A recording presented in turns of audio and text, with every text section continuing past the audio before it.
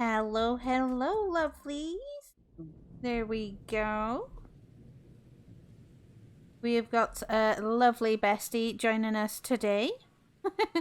The emotional support egg. And welcome to the Folklore Corner. Turn down that little music a bit. If the background music gets a bit much for you guys, do let me know. I'll retweak the volume on it.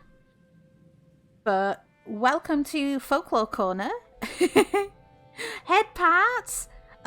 Instant head pats, of course. Let me have a look around where they've put those. So, head pat for Bestie and head pat for me. Thank you, Lion. All the head pats. Thank you, sweetie. I hope all of you are doing well. Welcome to the Folklore Corner. I hope you like it. I spent all of your day yesterday and stuff making it and stuff. Egg seems a bit quiet. Let me bump Eggy up, my dear. Let me bump Miss Eggy up. Up. There we go. Hopefully that should be better. How do I sound now? The little Eggy's headphones are borked. Oh no. Little Eggy fixed her headphones. Not the headphones. I'm doing good, Bunny. How are you? I'm so happy to see you here. And we have lovely Eggy with us today. Might need to, let me see if I can pop you up all the way. I see your egg. Yes, Nicole, that is Eggy. Yeah. Hello, Nicole. There you go. I think you sound better now. I've got to turn you all the way up. That's fine. Excellent. Excellent. But yes, you'll notice a couple of things in our new fancy place. Yeah. Also, do you like my jellyfish gif? I love that. I love the jellyfish gif. That's so cool. I was like, I need this now. This needs to live here. Yeah. And then we've got my other little dragon on top of my head. Because I mean, you know, we're doing stuff about Wales. It's weird if we don't have other dragons here too. Exactly. And we also have some daffodils and a leek in the background. You'll also notice, and these are national things in Wales. You know, we wear these on St. David's Day and things like that. You'll also see a lovely slideshow of different pictures. So these are to do with our folklore, like tales, legends, and a bit of history, all squiggled into one. Which will include some places, landmarks, and also mystical creatures in Welsh folklore. I hope you guys have all been having a lovely time since I last saw you. But this will become an ongoing thing as well. I will be covering folklores from all over the world. So if there's any ones you'd like me to cover, always let me know and I'd be happy to do them. Yes. We're definitely gonna do Scotland, Bestie. Absolutely. Because, you know, Bestie is our Scotch egg. Well, Scotch eggy. Yeah, resident Scottish egg. So I'm super excited for that. I can't get over that little jellyfish thing. I thought, bring some nice joy to chat. Honestly, it does. It's like, you know, it's so wholesome. It is. It's so cute. I love it. And the background music, you probably notice, has changed from my spooky playlist that I regularly have to a more festive theme. I'm not going to say which festive until you hear it later. But, like, I had to play around with some nice effects and stuff, and I found this really nice one today of, like, the purple and the yellow mixed in my little mushroom forest. Because why not? But Ghosty Knows of Me for Biddy Jar is all year round. Oh, I am just so excited. You're always... The jellyfish gif is cute. It is. Thank you, darling. It is adorable. You are free to ask any questions and things. I'll do my best to answer them and pronounce them if you need me to pronounce words again for you. Absolutely, I will. I Well, will definitely need that. the Celtic Tiger has followed me. I feel fucking honoured. As a fellow British person and a Welsh person, thank you! Hi, sweetie! So, my name is Nozami, the Welsh Pandragon, here at Raven's Hollow. Joining me today is our lovely Scottish Eggie, Bestie, the emotional support Eggie. The emotional support Eggie of the internet. Mm-hmm. And lovely Eggie will be debuting sometime in January. So, that's going to be fun. But she wanted to come experience some Celtic, Welsh stuff. Emotional support, Iggy. Hello, Z. Hi, Z. How are you doing there, Z? And hello, Celtic Tiger. Welcome to my stream. I'm so glad you've joined us today. Aww. Thank you. Thank you, Z, for gifting a 1 month sub to Org. You absolute special bean. Eggie, who's afraid of ghosts. Yes. Yes. I am afraid of ghosts. We're the opposite, me and Bestie. I love all things like ghost stories, and I like the supernatural and the spirits and stuff. So I'll protect little Eggie. So I will need my handheld if we ever go ghost hunting. Of course, that is going to be a thing in the future. Like, we need to go and find places to go together in the UK. Absolutely, I'm down. And I mean, you enjoy my creepypasta streams on Fridays, you know. I do. I have listened to many a creepypasta stream of yours.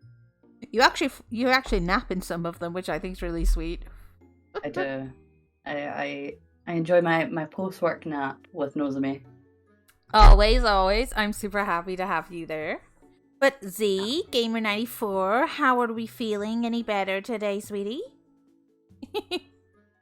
Yes, do it. Of course. There will be a time in the future where me and Bestie do meet up. Because, you know, we're amazing friends. Yeah, wish I could absolutely. nap during those streams. You work though, Lion. You're a hard worker. Yeah. You're still at work, Z. Oh, dude, that sucks. No, not the work. I hope you're staying hydrated and taking care of yourself. You know, you gotta look after yourself. Because the cold season be back again. Indeed it do. Yeah, I would be too scared to go ghost hunting. I get scared. Oh, Nicole, don't worry. I'll protect you. We'll hold your hand, Nicole. Yeah, you're fine. You're honestly fine, honey. But yeah, there's a lot of nice history around places. Maker to Ravenscraig. Oh, yes. 2 more hours and then streaming more Pokemon too. Oh, I hope you're enjoying Pokemon. I have heard that some people have been experiencing some people have been experiencing bugs. I chuckle because the music changed and I'm like, oh, they know. Totally not Christmas jingles. Don't make me go scary places. It's okay. I have Christmas jingles on now. Some time of year. I'm listening in while I stream too. Don't tell my chat. Well, that's okay, dude. That's kind of alright. Happy to have you here. It's okay. Z just shrimps for the accents. We know. Yes, we do. We are aware. Yes. Adorable. So, you'll see in our little slideshow a collection of lovely places. And, you know, pictures you'll find of like mystical creatures, some lovely scenery and locations found in Wales, where most of these are based. You know, I can't help but brag. We do have a nice country to live in. It's very pretty. It's very pretty. We're very blessed. Yes, like Scotland and Wales are definitely, I think, much more of the scenic places I found. Yeah, we have some beautiful scenery up here.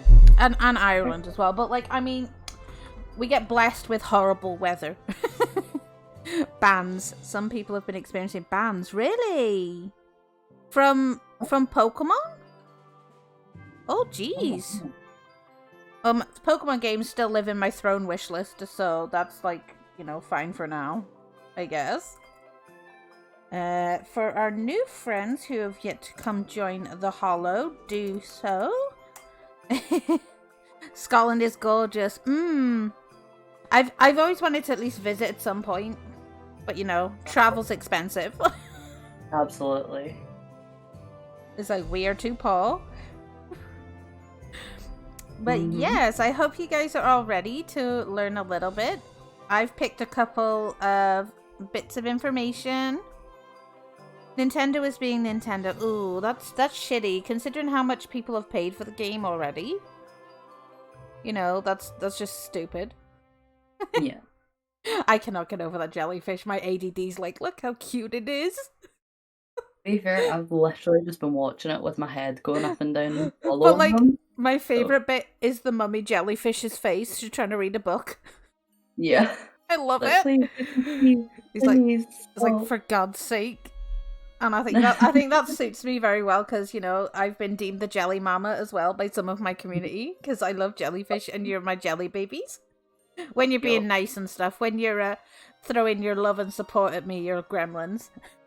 And it's that gift sums it up into one. You're like cute little gremlins. Yeah.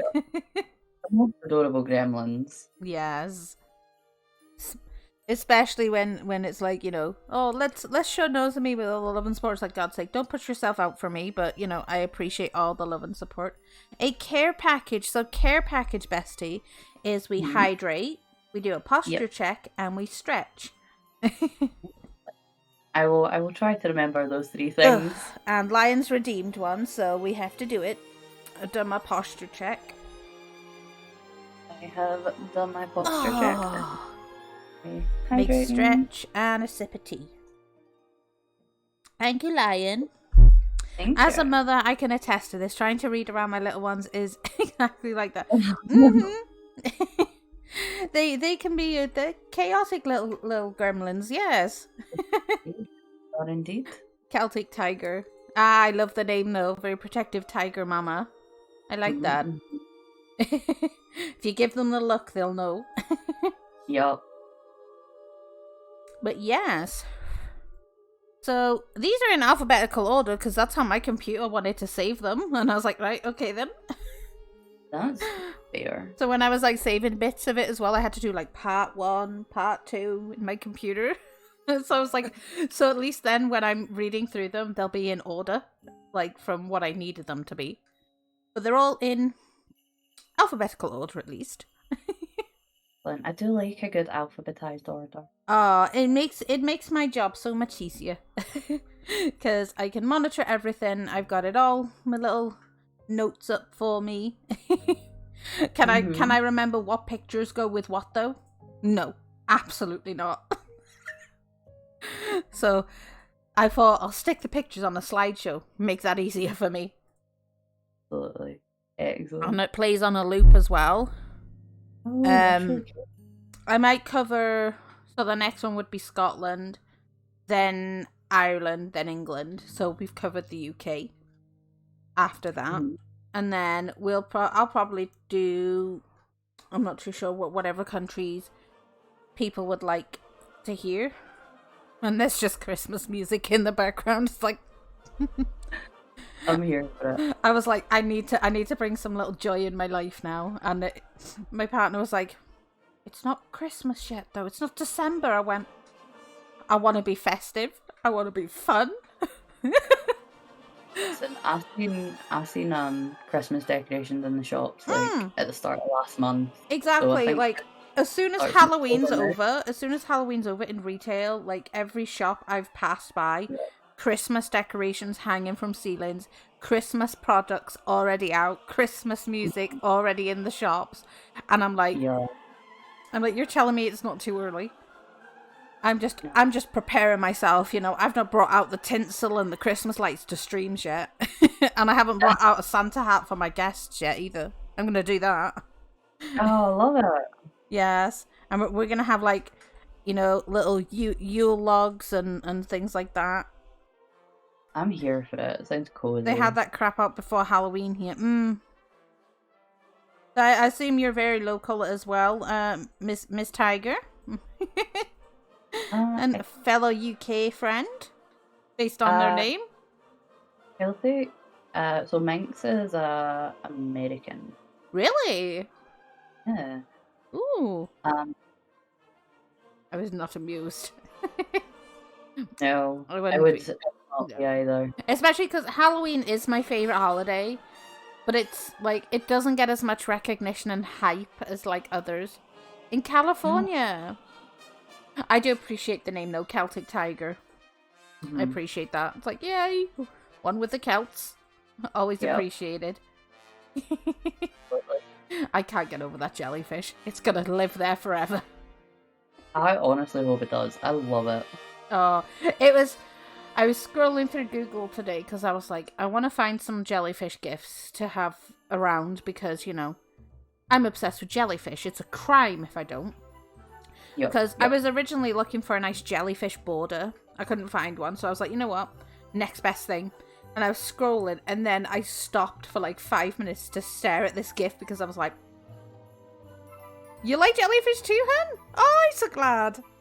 Yes, I'm deemed as either the dragon mama, the pan-dragon, or a jelly mama, because I'm obsessed with jellyfish. One of my community, Kit, came up with the name Jelly Mama, and she's like, we're your jelly babies, and I was like, well, that's stuck now.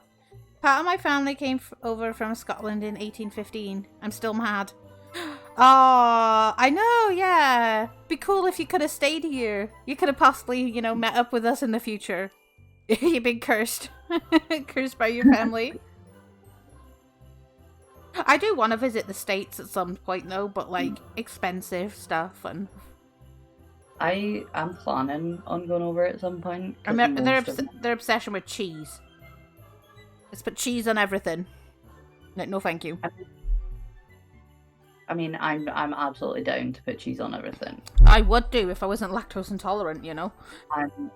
I just live to spite my lactose intolerance. Yeah. I went to uni in Edinburgh in 2011. Ooh! Haven the Puka. I feel like visiting the US would probably just be a waste of your time. It probably would be, and a waste of finances, honestly. Like, I've holidayed in Spain and Portugal, like, up till I was, like, 17. Because my grandparents used to take us a lot. I have now blankly stared at the kids. Yes, I knew people would love my gif. I feel that so hard. I've popped one on my start screen, and I've popped one on my intermission screen, and then there's this one that lives in this stream, and I'm like, this is gonna be like everywhere now. Even if it's not like big as you see it now, like even when I do my talk shows in December when I start that up, I'm just gonna put him somewhere and be like, they come out, they live here in my stream. It's so hypnotizing. Depends on where in the US. Yeah, like there are places like I just like to see stuff that's like memorable and stuff. I know it's cliche, but I'd like to see the Statue of Liberty. I like to sightsee sometimes and take pictures. You know, I did that when I visited London, like the only time when I was 17. I took pictures of like everything I could see when I was there. And it was really fun. Because at the time there was this big art piece going all around London. And they had giant elephant statues everywhere. And they were in the most incredible designs and wacky designs. And people would purchase them. And the money would go to charity, what was labelled and stuff like that. And they would go for like thousands of pounds. And I was like, that is really nice. It brought a bit of like colour to like the bleak, rainy town of London. Yeah. Which I thought was really nice. You know, because I always say it to anyone who says, do you have advice for visiting anywhere in the UK? Bring a warm coat and bring an umbrella. Like, literally, that, you know, it's, you'll see the weather one day and it's like, oh, given really nice sunshine. I guarantee you midday, it's pissing down with rain. Yeah. we can have like 4 seasons in a day. So like Mm-hmm. you can have it sunny in the morning, hail and snow in the afternoon, Yeah. and then rain at night. Mm-hmm. Like, we had a really hot summer, but they've given, like, a really cold winter. Yeah. To be fair, it's been quite mild this year for us. It started to get to about 6 degrees Celsius the past Yeah. couple of days for us. Yes, Then we were quite lucky when I visited London and it was sunny the whole week. Oh, I'm glad the weather was nice for you, Jack. That is a blessing. A whole week of sun in London? Oh my goodness. the stars must have aligned for that. I know, they knew Jack was coming. It's like, no, it's gotta be perfect. And it's one of those, like, I don't mind the sun as long as it's not too hot, but like I like Spain heat. Spain heat's like okay, but I've heard how hot it can get overseas and stuff, and I'm like, Yeah. oh no. And they get more snow frequently than we do, and you live up in Scotland, and I'm just like, ew, no, too much. I don't like snow. I don't like snow either. I am not built for the cold. 6 degrees. We still have snow on the ground where I am. Oh, I remember Ruin posted on his Twitter the amount of snow that happened, and his car was just covered. Oh wow. I love snow. I miss it so much. It's one of those, like, I like looking at the snow if I'm inside and I can see it outside. I don't like having to go outside in the snow. I'm not one for building snowmen or snowball fights or anything, or walks in the snow, because it's so cold. Doesn't matter how much I bundle up, I'm still freezing. And I'm like, but if I'm at home, I can have a hot cup of tea, blankets, and the heat. Yes. We didn't have to wait that long for any of the attractions either. Damn! Oh, you're really... Jack was lucky. Like, when I went to Yeah. London, it was busy as anything. Like, even the underground was busy, and I was like, There were so... When I visited London, there was just so many people everywhere, and it was just... The highlight of my time in London was when I went to Forbidden Planet, the anime shop, and I went downstairs into the basement part, and it was all manga and DVDs. I legit cried in that shop because I was just like overwhelmed. I love that. Bundling up to a fire in a winter staple. It is a winter staple, dude. I'm like, yes. And all my blankets come out, my fluffy pajamas, fluffy socks, and I'm like, yes. But now, like, if I have to get up in the morning and I go for my walks in the morning, I'm there with my coat on, my hat on, I'm just shuffling around because I'm cold. Like, I have my umbrella in case it rains, which I don't mind, but it's when it gets really windy and rainy at the same time, because, like, my hood and umbrella do not like the wind. I'm like, well. That's always a nightmare. Our country has quite last summer vacation. All right. Are you cozy, bestie? I am cozy. I'm ready. So cozy. ADD distractions, and I love engaging with chat. They are so precious. And I've seen a whole little new collection of friends, which I'm super happy about. It's always fun.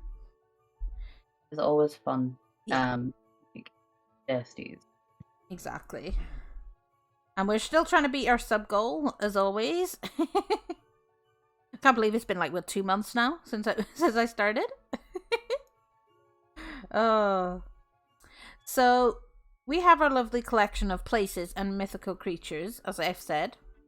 And I've collected a bunch of information, some folklore, some tales, a little bit of history, and things like that of sorts, about Wales and Welsh folklore as best as I can. This was an entire day's work, so I'm happy. So I'm hoping you guys are going to enjoy it. When I visited London, they already had school again. Our term times are very different to yours, Jack. Yeah. Like they start, like summer vacation goes for like 6 weeks from like July to beginning of September. So yeah, and then over in the States they go back in August, I believe, which is so weird to me because I'm an August baby. So like, I was never in school for my birthdays or anything, so I didn't, like, all my friends were on holiday for my birthdays, so I didn't really I used to just go on holiday for my birthday. 6 weeks till September. They're considering knocking it down by 2 weeks at least, because people are because of COVID and stuff, kiddos missed a bunch of stuff and things like that. Okay, bestie, you BRB. You can let me know on stream, lady. Yeah, bestie's just stepped away for a minute. School starts in September here too. I know in some places of the States it is like they go back in like August or something, and I'm just like, that confuses me, because they break up at like the end of May or something, start of June, and I'm like, okay. do. I spy my moderator Crumbs in chat today. Hello, darling. I hope you're well. Also, because I'm gonna be a gremlin. Oh, she's not watching. Gosh darn, lady. I am returning. Ooh, welcome back. Welcome back. You can let me know in stream, you know. Okay. You can let me know. But also, yes, chat, also go and give Bestie some support and well done's, because she hit 50 followers. I did. I hit 50 Snowed here yesterday, and the first Christmas markets have opened this weekend. Ooh, I love Christmas markets. It's a nice way to go support small local businesses. Yeah. Yes, Bestie has done very well with that. I'm gonna make me blush from all this praise. You know the rule in my stream. You get loved on, you get praised. Yeah. What's a Christmas market? So essentially it's like in a way, you know, like food markets or other types of small markets like found in a town square. But the Christmas market is more focused towards like Christmas. I know the one in my town, they have some stalls that sell hot chocolates and things like that. There's always like some form of music playing in my Christmas markets when they're open. There's small stores, yeah, like a farmer's market, but it's more like Christmas based. So you've got like people selling like Christmas wares. There was one person the last time I visited, he was selling like garden decorations, but they were all made out of logs and stuff, and they were like carved and stuff to look like Rudolph and other like Christmas sleighs and stuff. They were like, you know, artisan goods and stuff in that sense. And there was one stall that had nougat like and fudge, and but they were like expensive. So you're paying like for one block of it, you're paying like £5. Because they're all handcrafted, you know, by a small business. And honest to God, like, it was the best £5 I'd spent on, you know, fudge and stuff, because I was like, you could tell it was like, not just, it was homemade, like there's none of the factory stuff and everything. And this person was just over the moon. They were like, thank you so much, you know. And it was only like, you know, a young girl, you know, in her like early 20s. And, you know, if you've got a skill or a hobby like that, but, you know, people will support you. And I think it's absolutely amazing. At our Christmas markets, we have like this one stall that's like hand-carved jewellery boxes and stuff. Oh my God. Oh, the craftsmanship alone is worth how expensive they are. Yes. Like, I just like to go and look for ages, and I love, like, when I used to work retail, they used to obviously set up along the big street where my store was. So on my lunch breaks and stuff, I'd get to go and see. And then after my shift, the markets would still be going. And one year there was the place that sold like hot drinks and hot chocolates and stuff, like right outside like where I worked. And they did like hot homemade churros as well. And like, you know, we'd get some nice food and stuff, and I'd come out from work and I'd, you know, they'd be like, oh, you know, do you want a hot chocolate for the road? And sometimes I get it for free just because they were nice.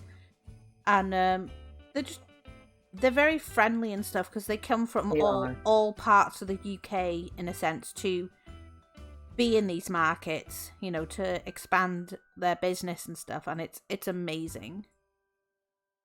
Ours was a metalsmith this year. Anyone could buy everything made from him, like posts for lanterns. So Oh cool. my god, that sounds amazing. Oh, you'll have to try and show us some pictures at some point, Jack. We'd love to see them if ever you get some this year. That would be awesome. Yeah, those sound so cool. I'm vibing to this playlist. So bad. Oh. But yes. Hello, Inge. How are you? Do you like the new little setup I put together for today's folklore day? I've got little anime bestie with me today. My little Scotch egg. Hello. Inge is a devil for showing support. He's the one who dropped 50 gift subs on me the other week. Oh wow. Yes.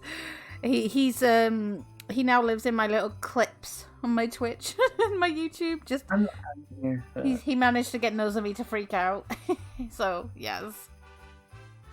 I'm here for the aggressive love and support of you, Nozomi. I You're know. amazing. But you're not top of the leaderboard anymore, it seems, Inge. You've lost your place. Again, because it reset. Oh no. Oh, I know. Alright. Where did I put my document? Awesome. So I can't particularly remember, like, what pictures go with what. So you'll have to bear with me. Absolutely. So the first one we're going to talk about... Oh, sadly, I didn't take any this weekend, but there are many Christmas markets here, so I'm sure I can share plenty. Yes, please do, Jack. I absolutely adore seeing things like that.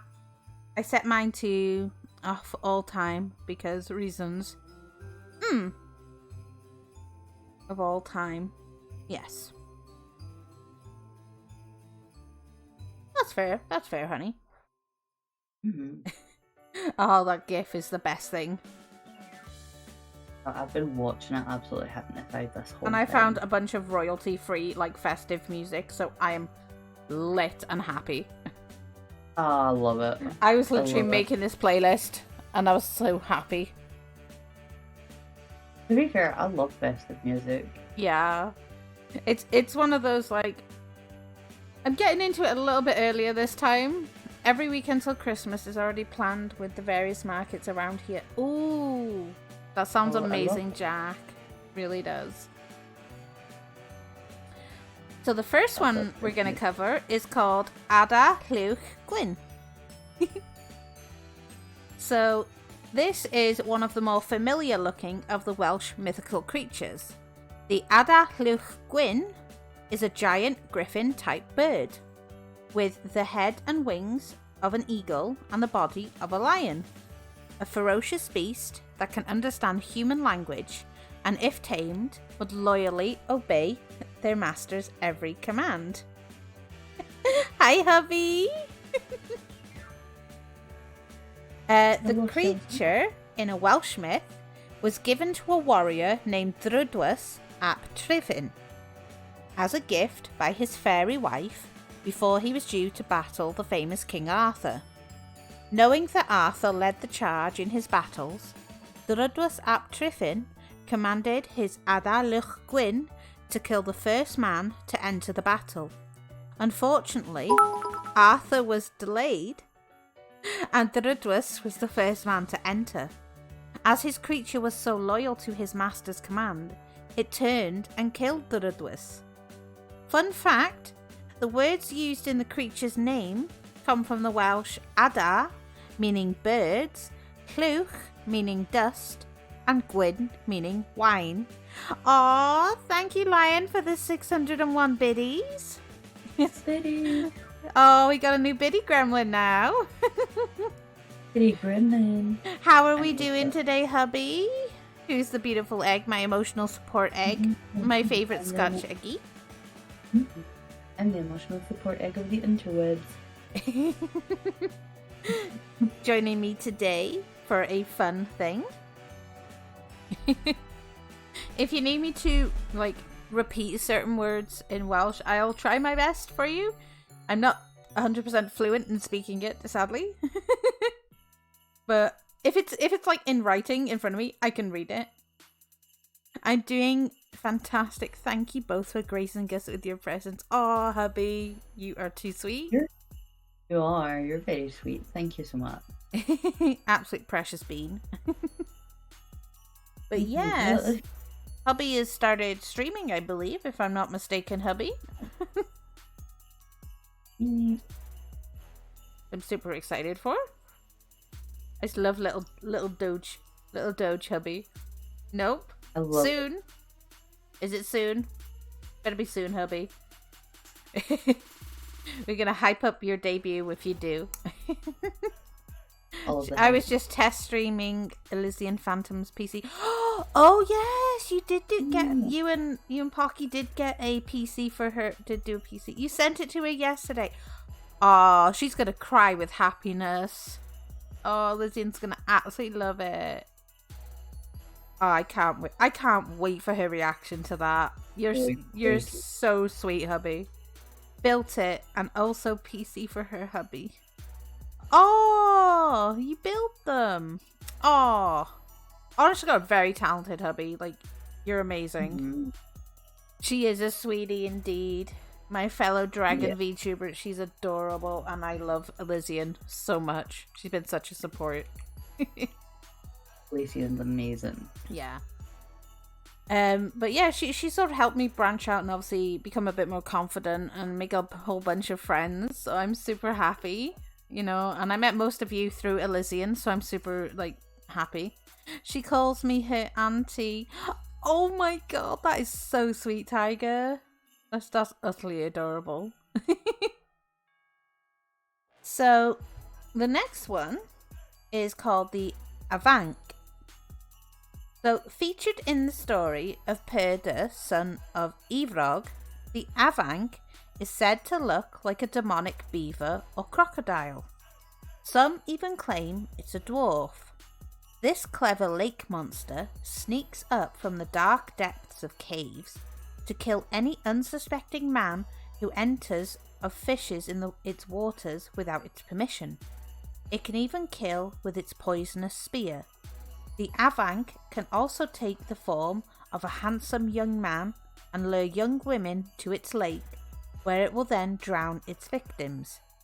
And a fun fact, there is a version of a tale featuring the Avank in which its wild thrashings caused such flooding that it drowned everyone in Britain. Well, Crow is like my little brother. Oh! Yeah, I can see that because Crow is Elysian's our dad, so yeah, that makes you auntie. Does indeed. Yes. So is the Avank a crocodile? Yeah. In one of the pictures, it does look a bit like a very short, stubby crocodile. Oh. Which is very interesting. I was like, yeah. Yeah. So it's nice though. I like some of them are you've got dragons, you've got dogs, you've got crocodiles, boars, griffins. There's a lot of different ones. To be honest, but we don't have crocodiles in the UK though, unless it's in a zoo. Yeah, we don't have naturally occurring crocodile. No, I'm still shocked that I saw a TikTok of a man just bonk a crocodile on the head with a frying pan, and was like, no, and I was like, oh, you got balls, sir. I seen a TikTok. Oh, sorry. No, carry on. I seen a TikTok of a guy just elbow dropping a crocodile, and I was just like, what? Oh my god. Elbow drop meant the worst. Did you just elbow drop a crocodile, sir? It's why? Those things have teeth. You're gonna lose something. Apparently a guy, beat a guy. He tried to rob a Wendy's with an alligator. Yes.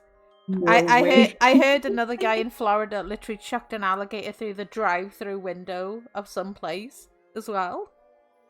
And I was like... I did see like a wholesome one as well. Like this poor dude was out with his small dog walking, and this alligator literally tried to like eat this poor dog, and this guy just went full leather on him. And like, you know, the dog was a bit hurt, but the dog lived. Some people are just built different. I'll just leave it at that. I see that. Like, I wouldn't try and I mean, do you think? Oh my god! Thank you, Crutchins, for the follow, sweetie. How are you? Crutchins has arrived. Indeed. How are you, Crutchins? Thank you for stopping by Raven's Hollow. I'm Nozami, the Welsh Pandragon, and as you know, I've kidnapped the lovely Eggy Bestie. Yes. Floridians are just different breed. Hubby's got sense, don't wrestle crocodiles. Hi, I'm good. How are y'all? Doing fantastic. Sharing a bit of Welsh folklore with folks today. And I'll probably cover Scotland next time as well. And I'll kidnap Eggy for the Scottish one as well, of course. Yeah. Because that is just insulting if I don't bring Eggy with me. Yeah. Yes. I can't wait. Yes, and obviously, you know, helping you a bit with your confidence because you're going to be debuting some point January. So yeah, and I'm just a baby. Yes, my baby Iggy. I'm just a baby. We'll get you a Christmas hat for December. I love it. I can't wait for my Christmas hat. Everybody gets Christmas hats. I love it. I'm learning about widgets as well to like add to the stream. Like I found one with some like fireworks, and there's another one that has like a Santa.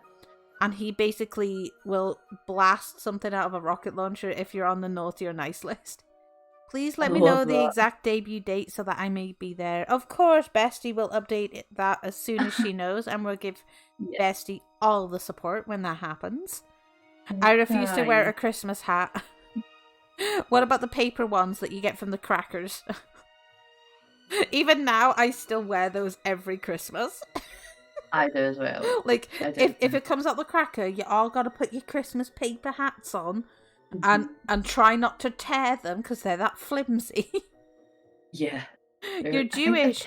Happy Hanukkah. You'll be having Hanukkah soon, I believe. Yeah. I'm still learning a bit about Hanukkah. I know I have a couple of Jewish people in my server as well, and they teach me a little bit about Hanukkah as well. I'm not sure the exact dates, but I always make a point to say, you know, Happy Hanukkah and stuff. Which I think is cool. Did you know that chocolate coins were created to teach children about, obviously, the history of St. Nicholas? And they were also given to Jewish children to teach them about charity and stuff like that. Changes every year, so... Oh, you'll have to let us know when Hanukkah is, because I always like telling people Happy Hanukkah, Happy Holidays, and Kwanzaa, and everything they follow. Yep. We call it Gelt. Ooh, that's interesting.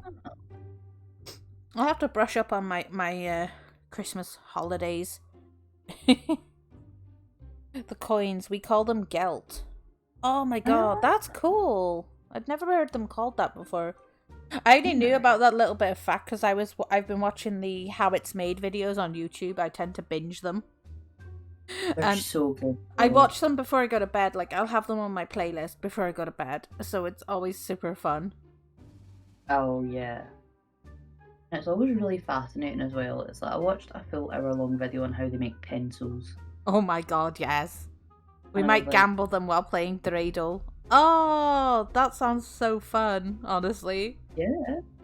It's like, I remember like growing up, I used to like use the little chocolate pennies to like play make-believe shop and stuff. Oh, hubby has redeemed my Yoshi noise. Okay, hubby. Woeful.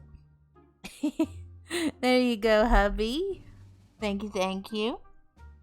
I have been blessed. You've been blessed by the Yoshi. I've been blessed by the Yoshi. As always. I should have started off my stream by saying Croeso. Say welcome, Jesus. Croeso I Raven's Hollow. Welcome to the Raven's Hollow. I know. Was that Welsh? Yeah. Croeso? Yeah, Croeso is welcome. And so thank you would also be diolch. The diolch hubby. And if I want to say thank you very much, it's diolch yn fawr. I get such a kick out of it. Oh, I'm glad you do, hubby. You lurk now, friends. Of course, hubby. Cretchins. Oh my goodness. I'm so like. Bye, Cretchins. Yeah, you enjoy your lurk, Cretchins. Mm-hmm.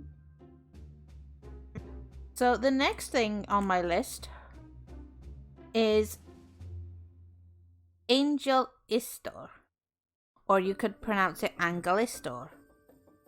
So folklore says villagers in Llangernu, midway between Abergele and Llanrwst, learn their grim fate from a supernatural being under the boughs of a 3,000-year-old yew tree. Each year on Halloween and July 31st, the Angelistor is said to appear in the medieval church of Llangernu in Conwy.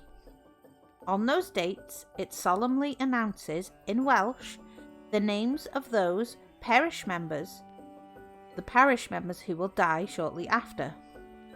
The churchyard contains the oldest living thing in Wales, a yew tree that botanists believe to be over 3,000 years old.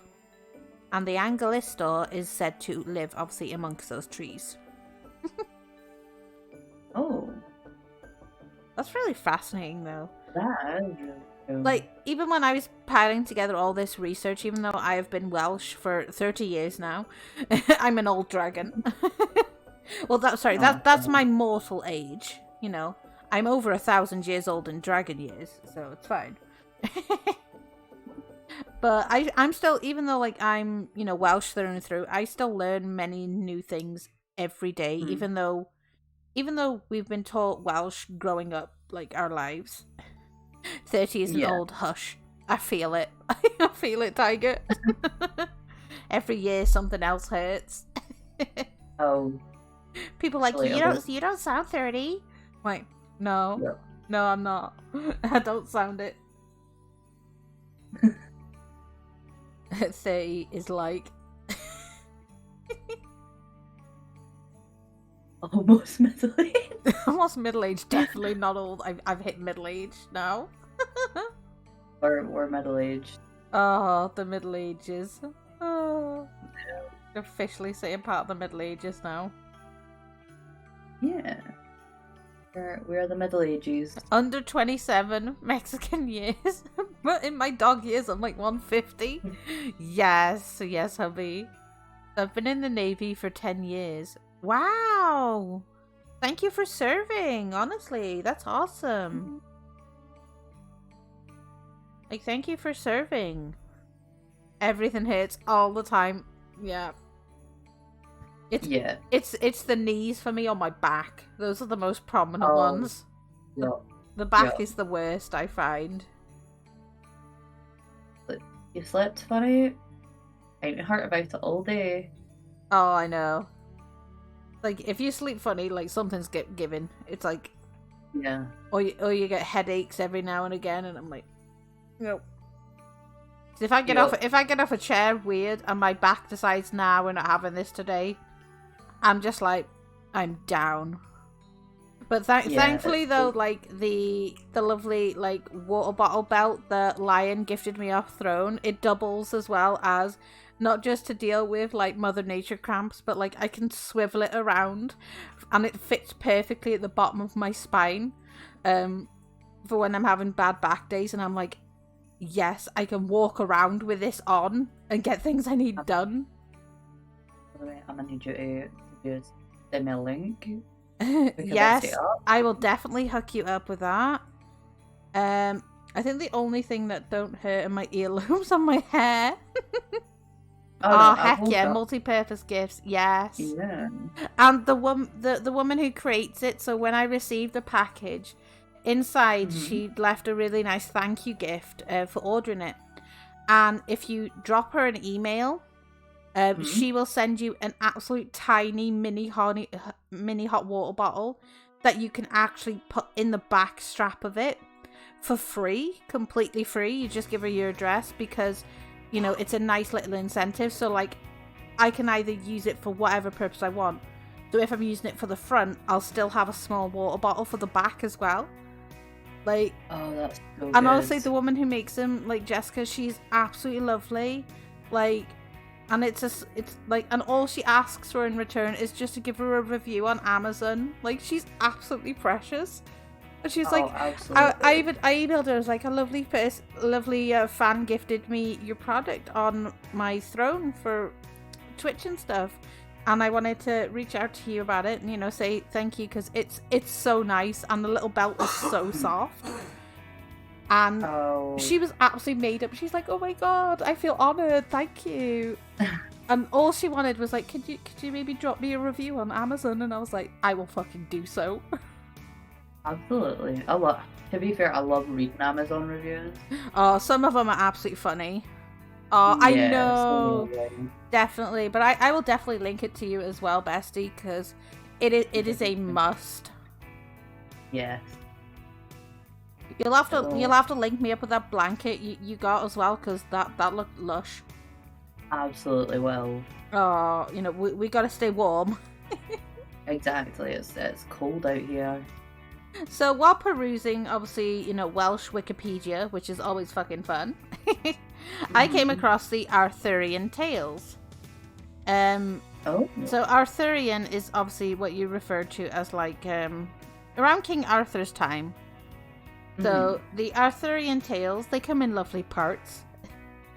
And this makes me laugh because this obviously one of my names is mentioned in this as well.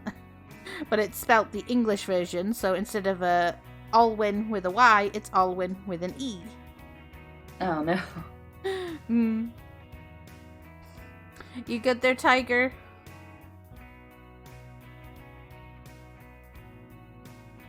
Little dots. The dots. Dots. The doot.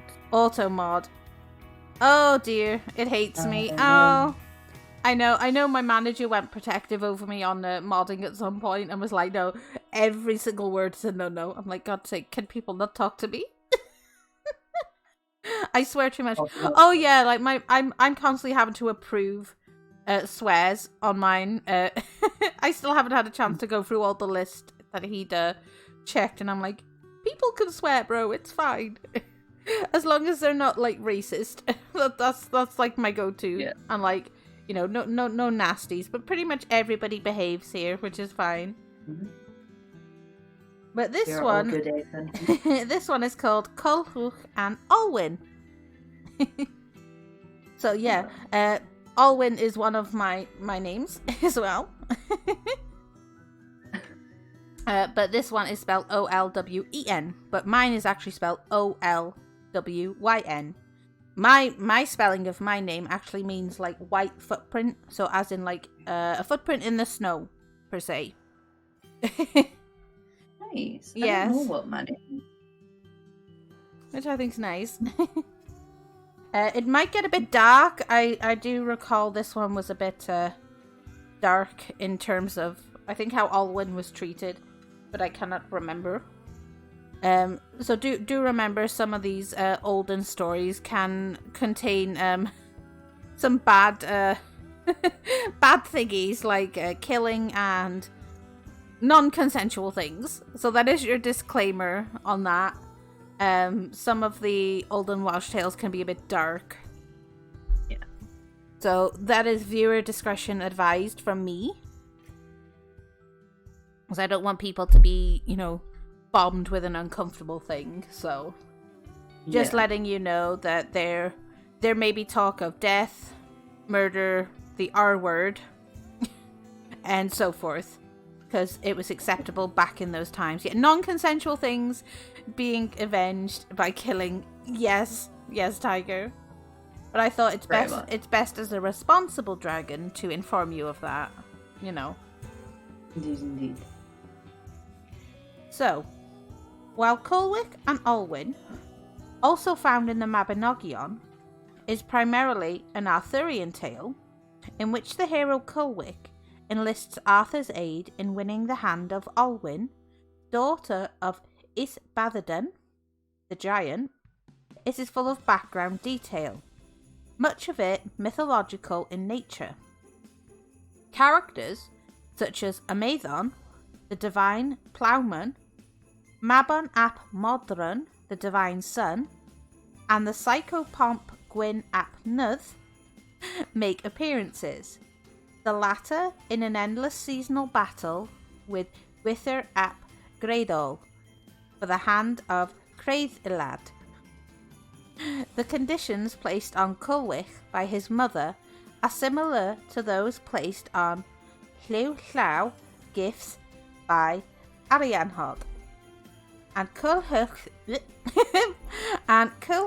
arrival at Arthur's court is reminiscent of the Irish god Lug's arrival at the court of Nuada Getlam in Cath Mage Torridad. My pronunciation can be bad a bit.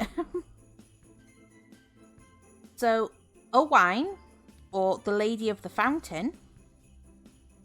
So, the hero of Owain, or the Lady of the Fountain, is based on the historical figure Owain mab Urien. He appears as Owain in later continental tradition. The romance consists of a hero marrying his love, the Lady of the Fountain, but losing her when he neglects her for knightly exploits.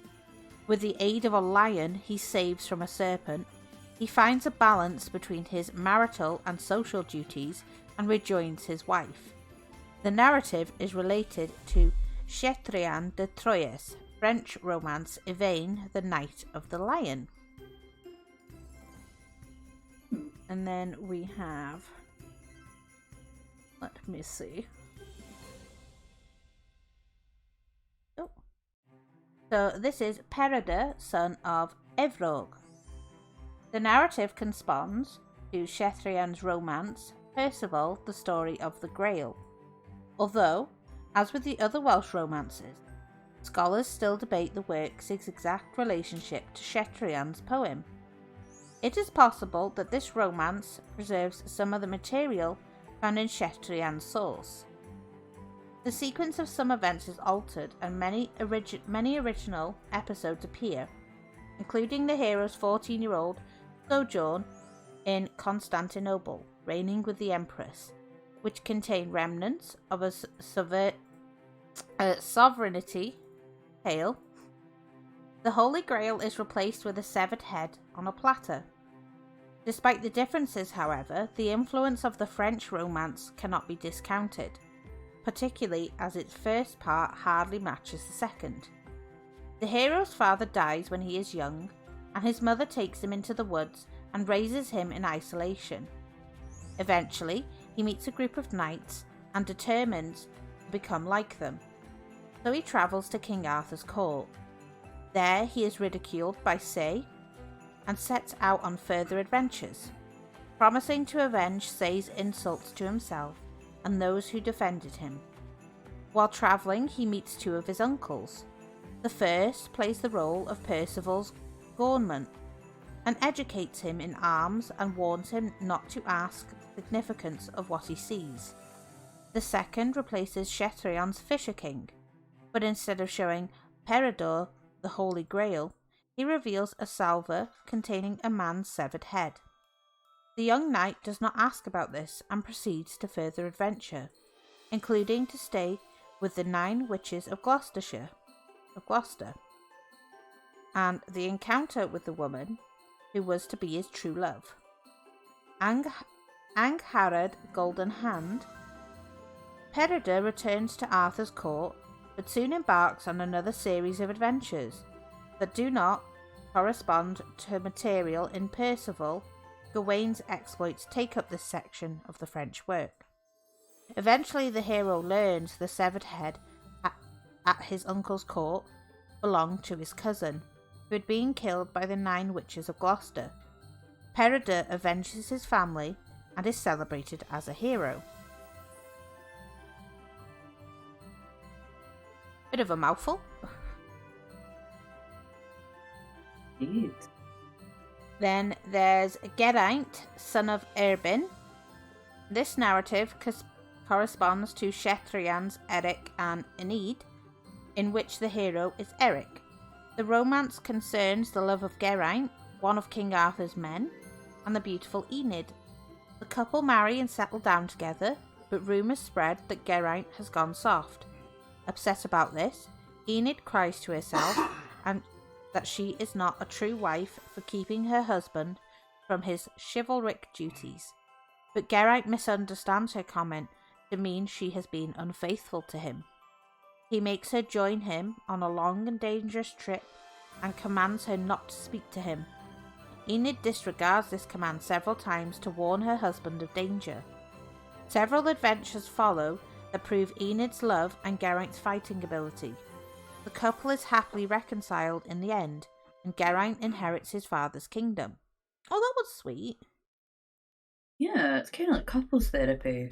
Yeah, olden timely couple therapy. I like that. Yeah, It's like, don't believe everything like, your man's not gone soft. No, the right man or partner will go soft for you, Mm-hmm. And that's not a bad thing. It's not a sign of weakness, They'll still do everything to protect you and stuff, but it's nice if someone's gone soft for their partner. I think it's their way of like being truly honest about themselves and their feelings. Yeah, being vulnerable. Gone I'm soft, here for it. lol. Oh, I know.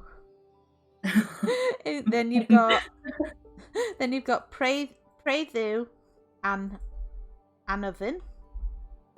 That is a mouthful because we don't use many vowels in Welsh. It's not where my head went gutter brain. Can't help. No, I can totally understand that. Oh, they didn't have Viagra back then. No, they did not. The Spoils of Anavin is a cryptic early medieval poem of 60 lines found in the Book of Taliesin. The text recounts the expedition to the Otherworld, led by King Arthur, to retrieve a magical cauldron. The speaker relates how he journeyed with Arthur and 3 boatloads of men to Anavin, but only 7 returned. Anavin is apparently referred to by several names, including Mound Fortress, Four-Peaked Fortress, and Glass Fortress, though it is possible the poet intended these to be distinct places. Within the Mound's fort's walls, Gwaeir, one of the 3 exalted prisoners of Britain, known from the Welsh triads, is imprisoned in chains. The narrator then describes the cauldron of the chief of Anwen. It is finished with pearl and will not boil a coward's food.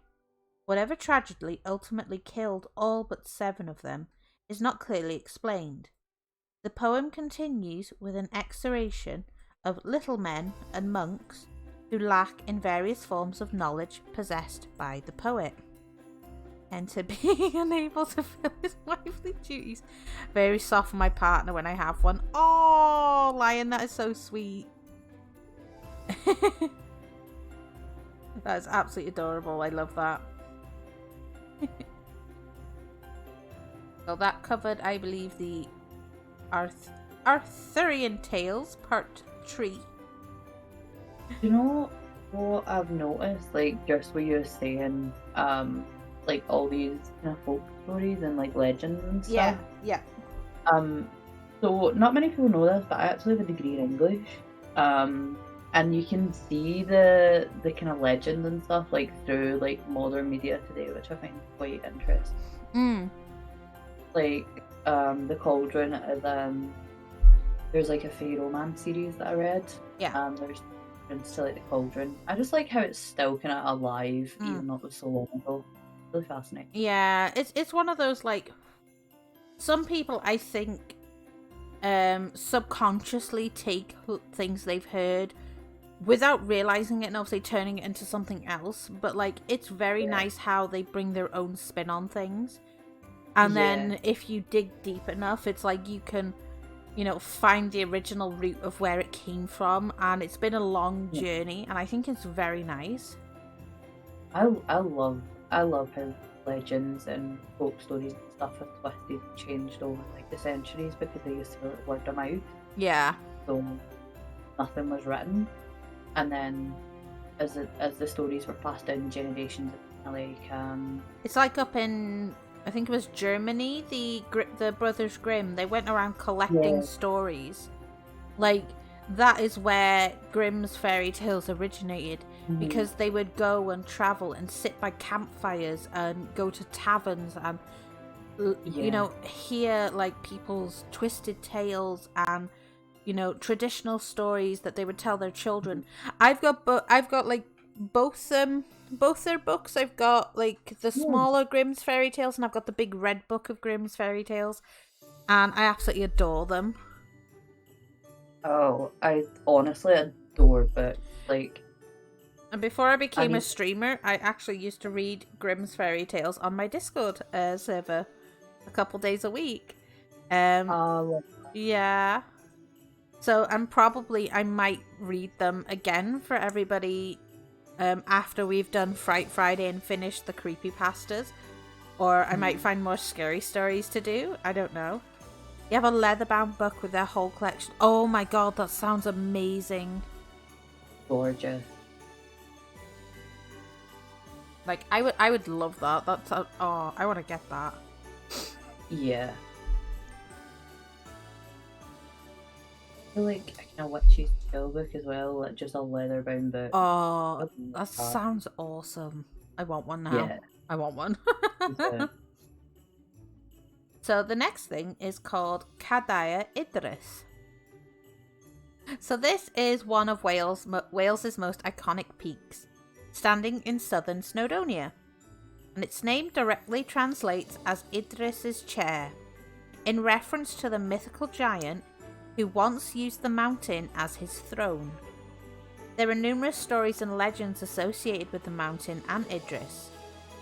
A few of the nearby lakes, such as Tal Llyn, are reputed to be bottomless, and those who venture up the mountain at night should take heed before sleeping on its slopes. It is said that those who sleep on the mountain will awaken either as a madman, a poet, or, indeed, never wake again. I have one for all the Lovecraft's work too. I've still not read... I need to investigate Lovecraft things. I've not read any of them. I don't think... I've been recommended to.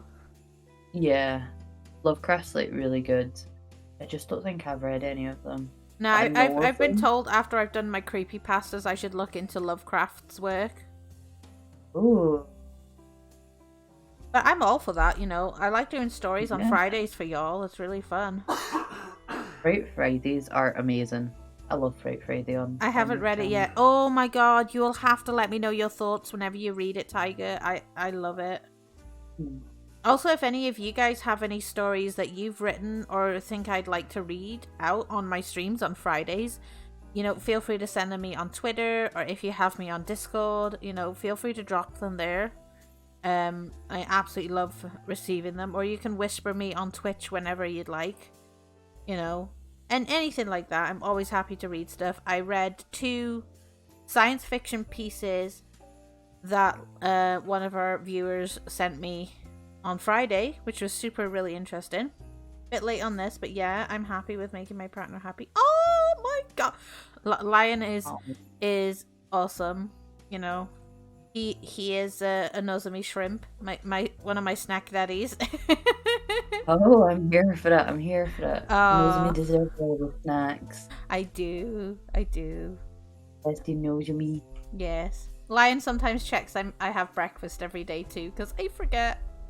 I had breakfast today, Lion, by the way. I forgot to tell you, I ate breakfast. Nothing I've written is appropriate for Twitch. We're finished. Well, I mean, I did do a after dark stream. I wasn't able to check. That's okay, dude.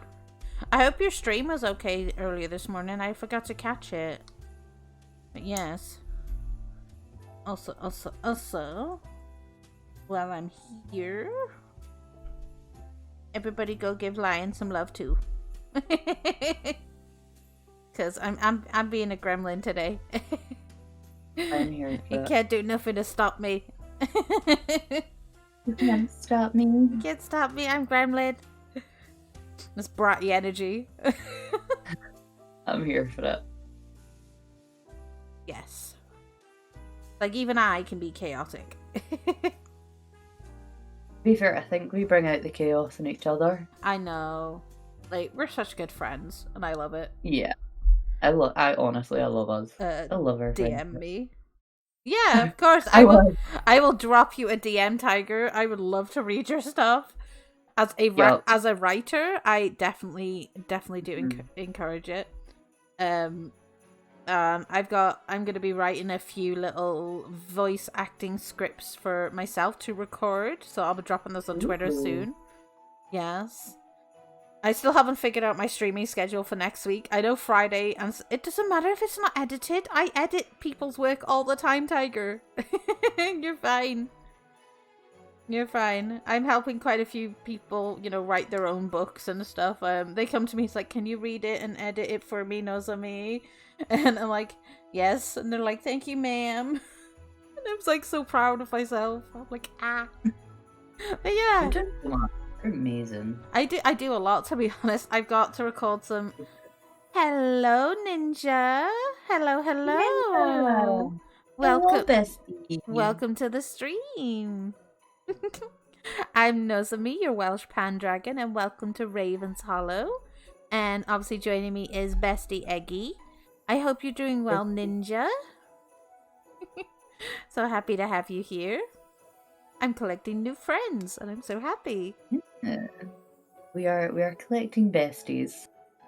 Oh, okay. So Limp has requested a guest Ara. Do you consent to the Ara, bestie? I do consent to the Ara. Okay, so I'll let you take the floor. Now, this is just my first ever on stream, so don't be too harsh with me. You'll be fine. Ara. Oh, I'm so proud of you, bestie. Oh, thank you. Thank you for that redeem, Limp. That is very welcome. Thank you for helping Bestie gain a bit of confidence there. I need to get some editing done at some point. For your videos, I tend not to edit mine. I have no clue about editing. I'm good. How are y'all doing? I'm good, Ninja. I'm doing great. Oh my lord. Hubby be dying? No die. No. I told you, they're all shrimps for the accents. As 10 out of 10, I shrimp for the egg. Oh. I think you. And I'll just save that to my desktop for later. just outing hubby. Drop that in the quote channel later, hubby. Oh, the egg is amazing. Yes, Bestie is such a happy little eggy. I am the happiest little eggy. And I'm so proud of her. No, hubby, you knew this was gonna happen. I was never here. Oh, no. I see you. And it lives in the VODs as well, hubby. And I upload my VODs to my YouTube to archive them. The world's gonna know you shrimp for the egg. Immortalized. You shrimp for this little eggy. Oh yeah. Like, but also, yes, you'll find my YouTube in my Twitch description as well. If you guys could go sub to that and support it, like, that would mean the world to me too. Absolutely. Yes, totally.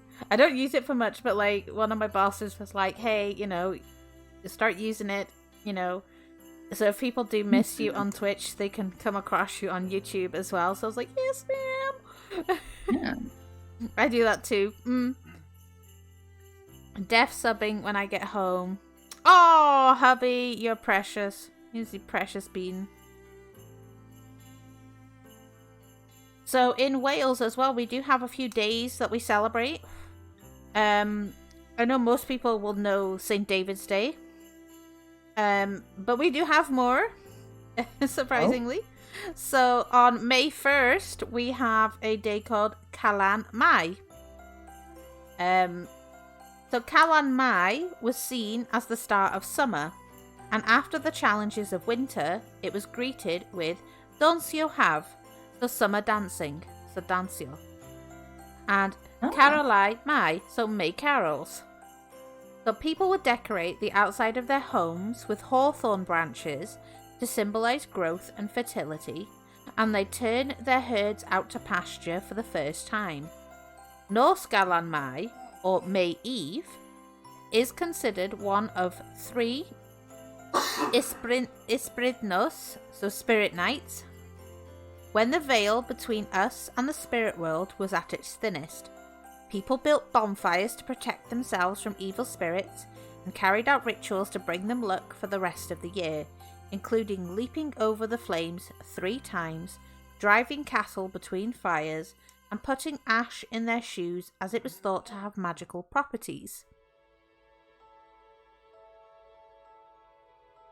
That is one of the, it's not really particularly practiced today.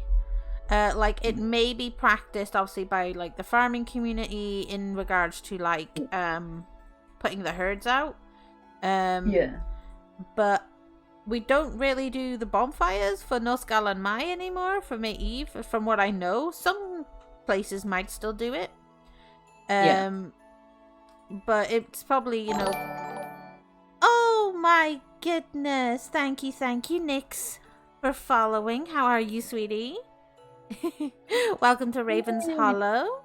I'm your Welsh Pandragon Nozami. Very happy to meet you. And joining us is lovely emotional support Iggy, our little Scotch Eggy bestie. Yes. Little emotional support Eggy of the interwebs. Yes, I'm good. I'm doing great, Nix. I'm doing fabulous. But I'm happy that you've stumbled upon my stream today. I love having new friends. Oh, that slow goal is hyping up to over 200 on my Twitch, and I did promise Twitter I'd do a face reveal after I hit over 200 followers on Twitch. Oh. Because I'm totally awesome. Okay. So another place and things we have to talk about is Canthra Gwaelod. So the kingdom of Maes Gwyddno, more commonly known as Canthra Gwaelod, is said to lie under the Irish Sea in Cardigan Bay. And it was ruled by Gwyddno Garan Hir, so Longshanks, born circa 520 AD. The land was said to be extremely fertile, but depended on a dike to protect it from the sea. The dike had sluice gates that were opened at low tide to drain the water from the land and closed as the tide returned. In around 600 AD, a storm blew up from the southwest, driving the spring tide against the sea walls. The appointed watchman, Seithenyn, a heavy drinker and friend of the king, was at a party in the king's palace near Aberystwyth. Some say he fell asleep due to too much wine, or that he was too busy having fun to notice the storm and to shut the gate. The water gates were left open and the sea rushed in to flood the land of the Cantrev, drowning more than 16 villagers. Happy tunes! I forgot to warn them that some of the Welsh language sounds a bit dirty as well.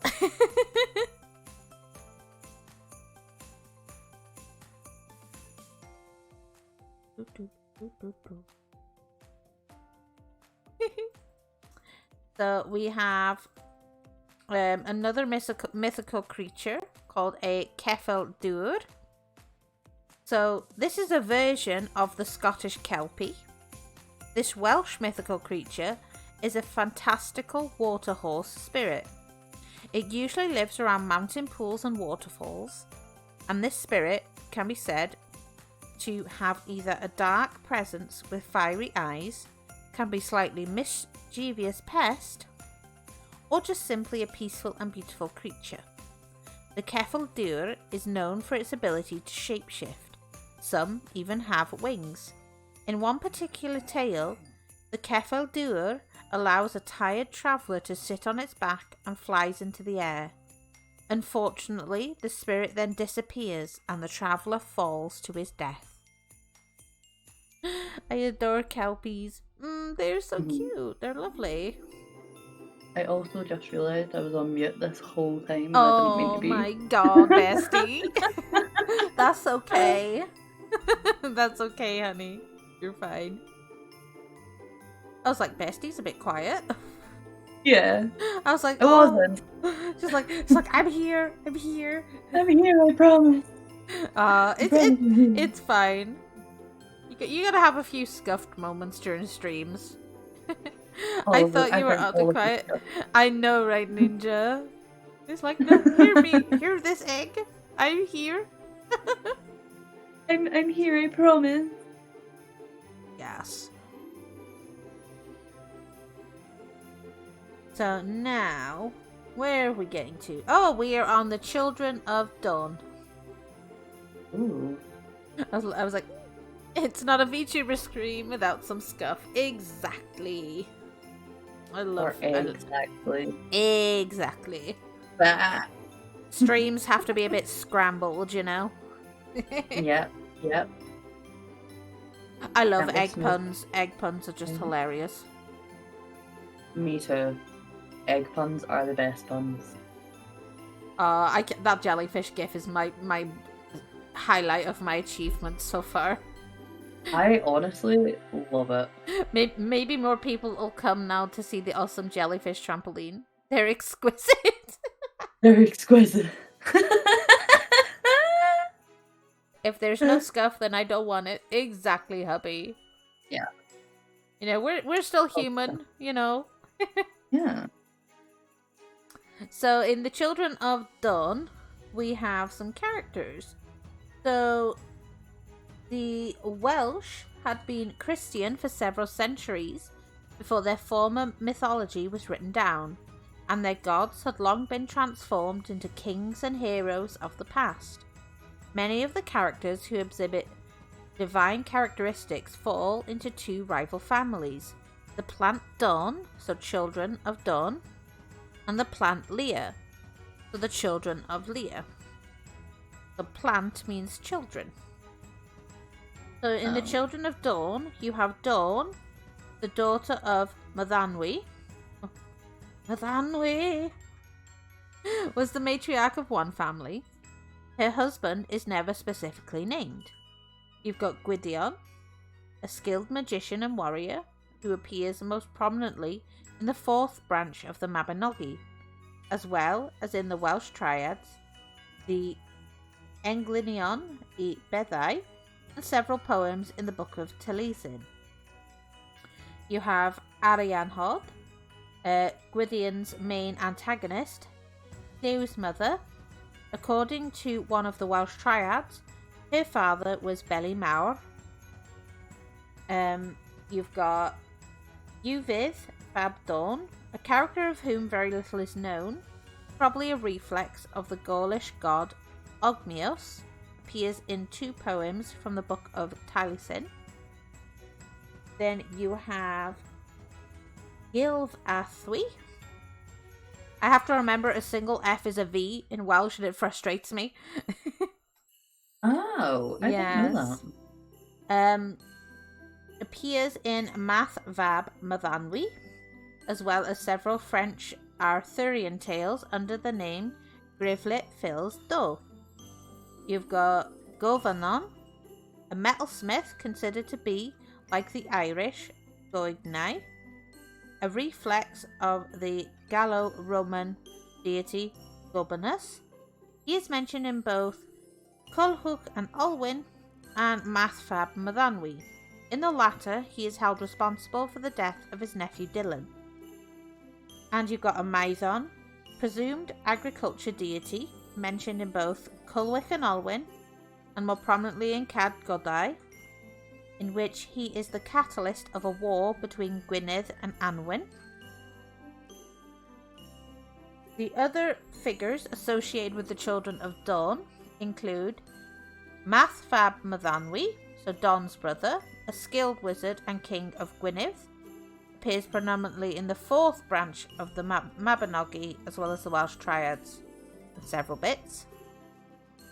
Dylan Ail Dawn is the firstborn son of Arianrhod, who took on the nature of the sea and swam as well as the best fish that was within. He was killed by his uncle Govanon and appears in the Math Fab Mathanwy and the Death Song of Dylan, found in the Book of Taliesin. You have Llew, who is Arianrhod's second son and Dylan's twin brother, and he appears prominently in the fourth branch of the Mabinogi, which describes his birth, marriage, death, resurrection, and ascension to the throne of Gwynedd, and is also mentioned in the Welsh Triads and in various medieval poems. He is a reflex of Gaulish deity, Lugus, and cognate of the Irish god Llew Lam Fada. The Taliesin is an amazing book. You also have Blodawedd, a beautiful woman created by Math and Gwydion from flowers as a wife for Llew, whom she betrayed for her lover Gronw. Gwydion turned her into an owl for her crimes, and she appears in the Math Fab Mathanwy. Then you've got Gronwy the Radiant, the Lord of Penllyn, who plotted with Blodawedd to kill Llew, and he appears in the Math Fab Mathanwy. Stephen Lawhead is amazing.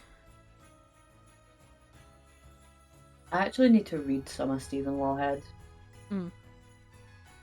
Then we move on to the Children of Leah. So you have the plant A Don and then the plant Leah. So for the Children of Leah, Llaya,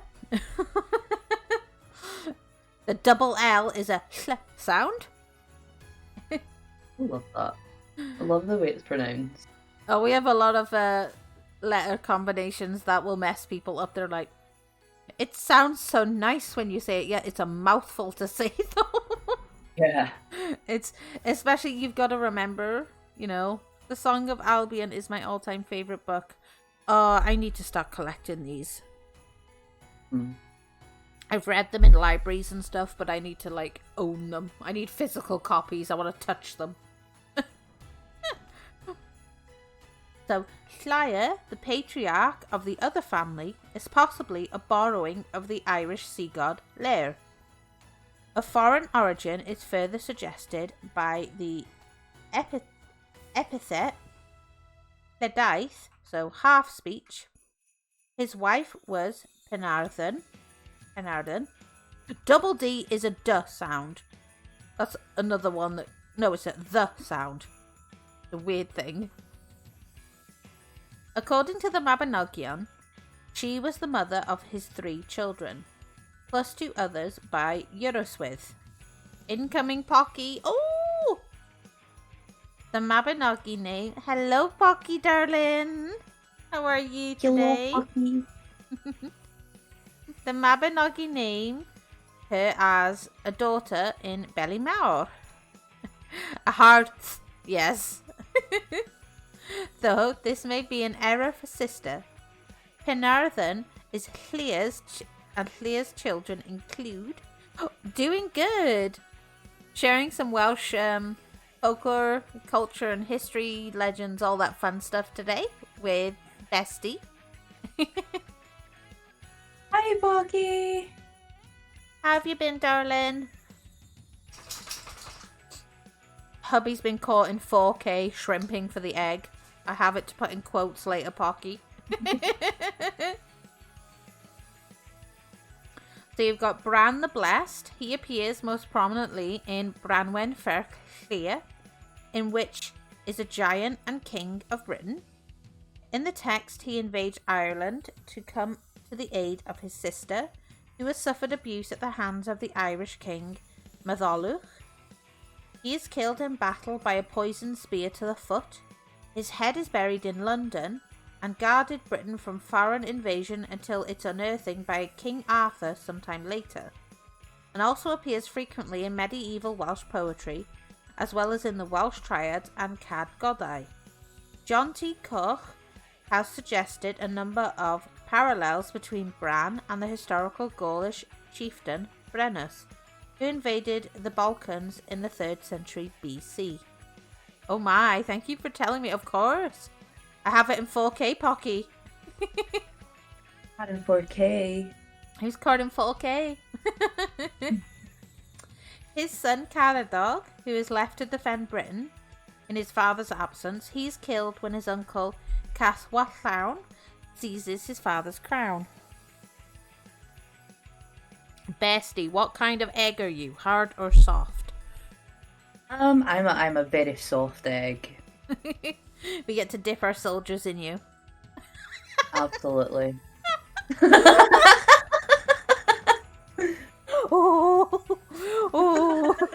Oh my. That's forever in the books now. I was like, in my mind, I was like, oh yeah, egg and soldiers. And then it was like, after I said it, I went, my mind has just disgusted itself. It's like, what you want to do? What to Bestie? Hey yo. Oh heck yes, Drool. Pocky's here for it. And delicious and nutritious, what can I say? Oh my god, yes. Mega hot, I mean, hubby. Oh my. Oh, I love it. I love when chat get chaotic and it's like, oh no, that was my own doing then. Yeah, it's like, we did this to ourselves. Oh. And then we've got Manawydan, Bran's younger brother, who fights alongside him in Ireland. He is one of the only 7 men to survive the final battle and returns to live in David with fellow survivor Pryderi. He refuses to make his claim on the British throne, which has been usurped by his cousin Caswallawn. He marries Rhiannon in the 3rd branch and rescues David from the enchantment of the malignant wizard Llywyd ap Coed. He is widely considered to be cognate with the Irish sea god Manannan mac Lir. The sip emoji, the tea spit. I love it. I love it. Have a BLT for breakfast. Oh, that sounds so nice. I had pasta for dinner, but BLT sounds so nice. I just like food. Honestly, food is life. That's why my throne is just filled with snacks and like boba and like tea and other shit. Yeah. It's like, I do have like nutritious meals, but like snacks are life. Snacks are life. Like, it's good to just have something to nibble on. Yeah, like I nibble a lot. I'm more of a nibbler than like eating proper things, but like I still eat. I'm still good. I'm a good dragon. Yeah. Yes. Oh, Lion, my snacks are being shipped as well, so thank you for those. So snacky. Yes, candy popcorn. I found like chocolate and candy flavored popcorn from the States, and I'm like, I need these. Yeah. I don't eat breakfast or lunch. Tiger, you gotta eat. If I get told off for not eating breakfast or lunch, you gotta eat. Manx, bestie. Snacks. Dinner and snacks. Snacks. And then we've got Branwen, the family's only daughter. Her abuse at the hands of her husband, Matholwch, is the catalyst for a catastrophic war between Britain and Ireland, which eventually leads to the death of 3 of her brothers, her son and her husband. She dies of a broken heart after witnessing the battle. Her infant son Gwern, by Matholwch, who is murdered by his uncle Evincine. Why? Oh, that's a lot of I know. battling and murder. Good lord. Other figures associated with the children of Llŷr include Euryswyth, a father of 2 other children by Pendarden. Oh my god, the double D's throw me off. The double D's throw everyone off. I know. His son, Evnisian and Nisien, the former twisted, ruthless and sadistic, and largely responsible for the mutually destructive war against the Irish, the latter kind and gentle. Both were killed in the final battle. Evrenisian, having sacrificed himself to destroy the Pear Dadani, or Cauldron of Rebirth, which was granting the Irish the temporary victory. And then finally you have Matholwch, which is the King of Ireland who married Branwen, thus forging an alliance between his people and Bran's. His mistreatment of his wife led to the British invasion and the eventual destruction of both nations. His death is never described in a narrative, but is implicit. I'd make a bra-sized joke, but that would be too small for me. Oh! It's so good. Your double D's throw me off. Limp. Yeah. Sir! You leave my chesticles out of there, sir. Double D's throw Not the me. chesticles. I know. Your double D's throw me off with my chesticles. I started calling them chesticles because they're up on my chest like that.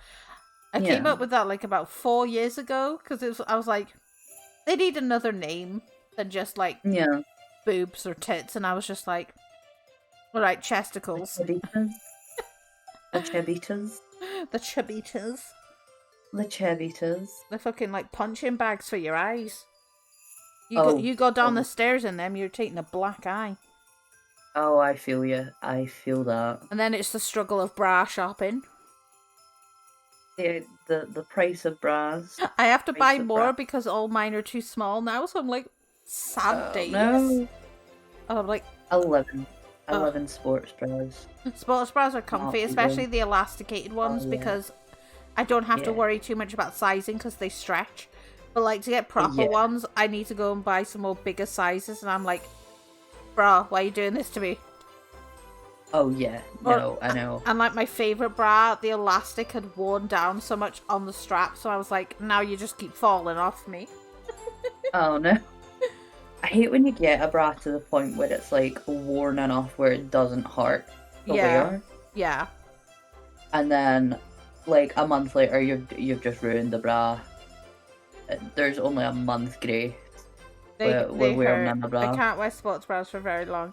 Depends on the sports bra I find, because sometimes you have to do a bit of rearranging to make sure you find the perfect placement for it. Yeah. I'm slouching again. No slouch, no slouch. No slouch eggs. I say that like I'm not actually sitting like a pretzel right now. I have my G cups.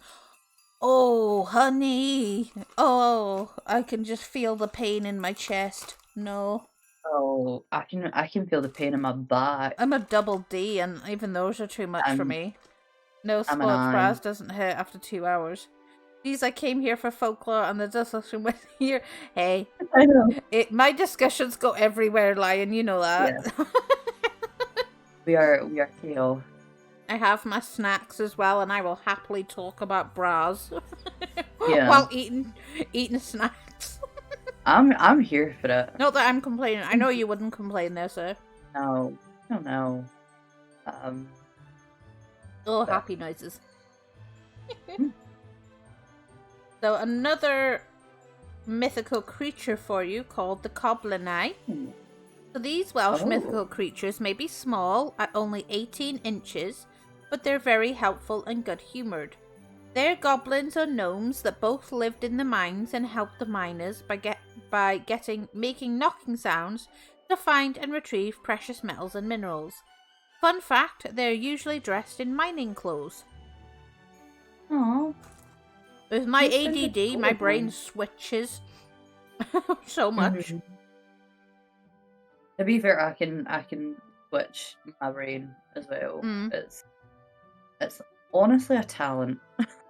It's like my chat can vary in so many degrees of topic, and it's like Yeah, it's fine. I'm here for it.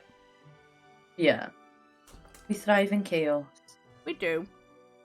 And plus you can enjoy like Welsh folklore and lovely, times with me. And I'll still bring Yeah. gremlin energy. We are here for it. Yes. I think that I think that the little feature you were just talking about, Yeah. kind of the same as one from Scotland we have here. Mm. I can't remember exactly. Oh, that was a few years ago. Oh, house elves or house imps, sorry. Yeah. That just help you out. Mm. And it's pretty cool. I think at least in the collection of Britain, we have like one correlation of these little house like imps and elves. Yeah. Who help us out. Like there's so many. Yeah. I think a lot of our kind of mythical creatures and folk stories and stuff will be kind of similar because we're not really that far away from each other. Oh no, definitely not. Next. Nom. Nom. I come with sound effects, yo. I love it. I'm here. I'm here for the sound effects. I found something very scary and appealing at the same time on TikTok. It's some TikTokers who do eating ASMRs, and not like you can see their face. It's like a close-up of their fucking mouth. And they're there eating people. Like, well, not people, like little things, and it's the crunch. And some of them, I'm just like, I cringe at some of the sounds. Like when they're eating a full-on ice cube or something, I'm like, oh god, my teeth, no. He's heart and sympathy when I see that.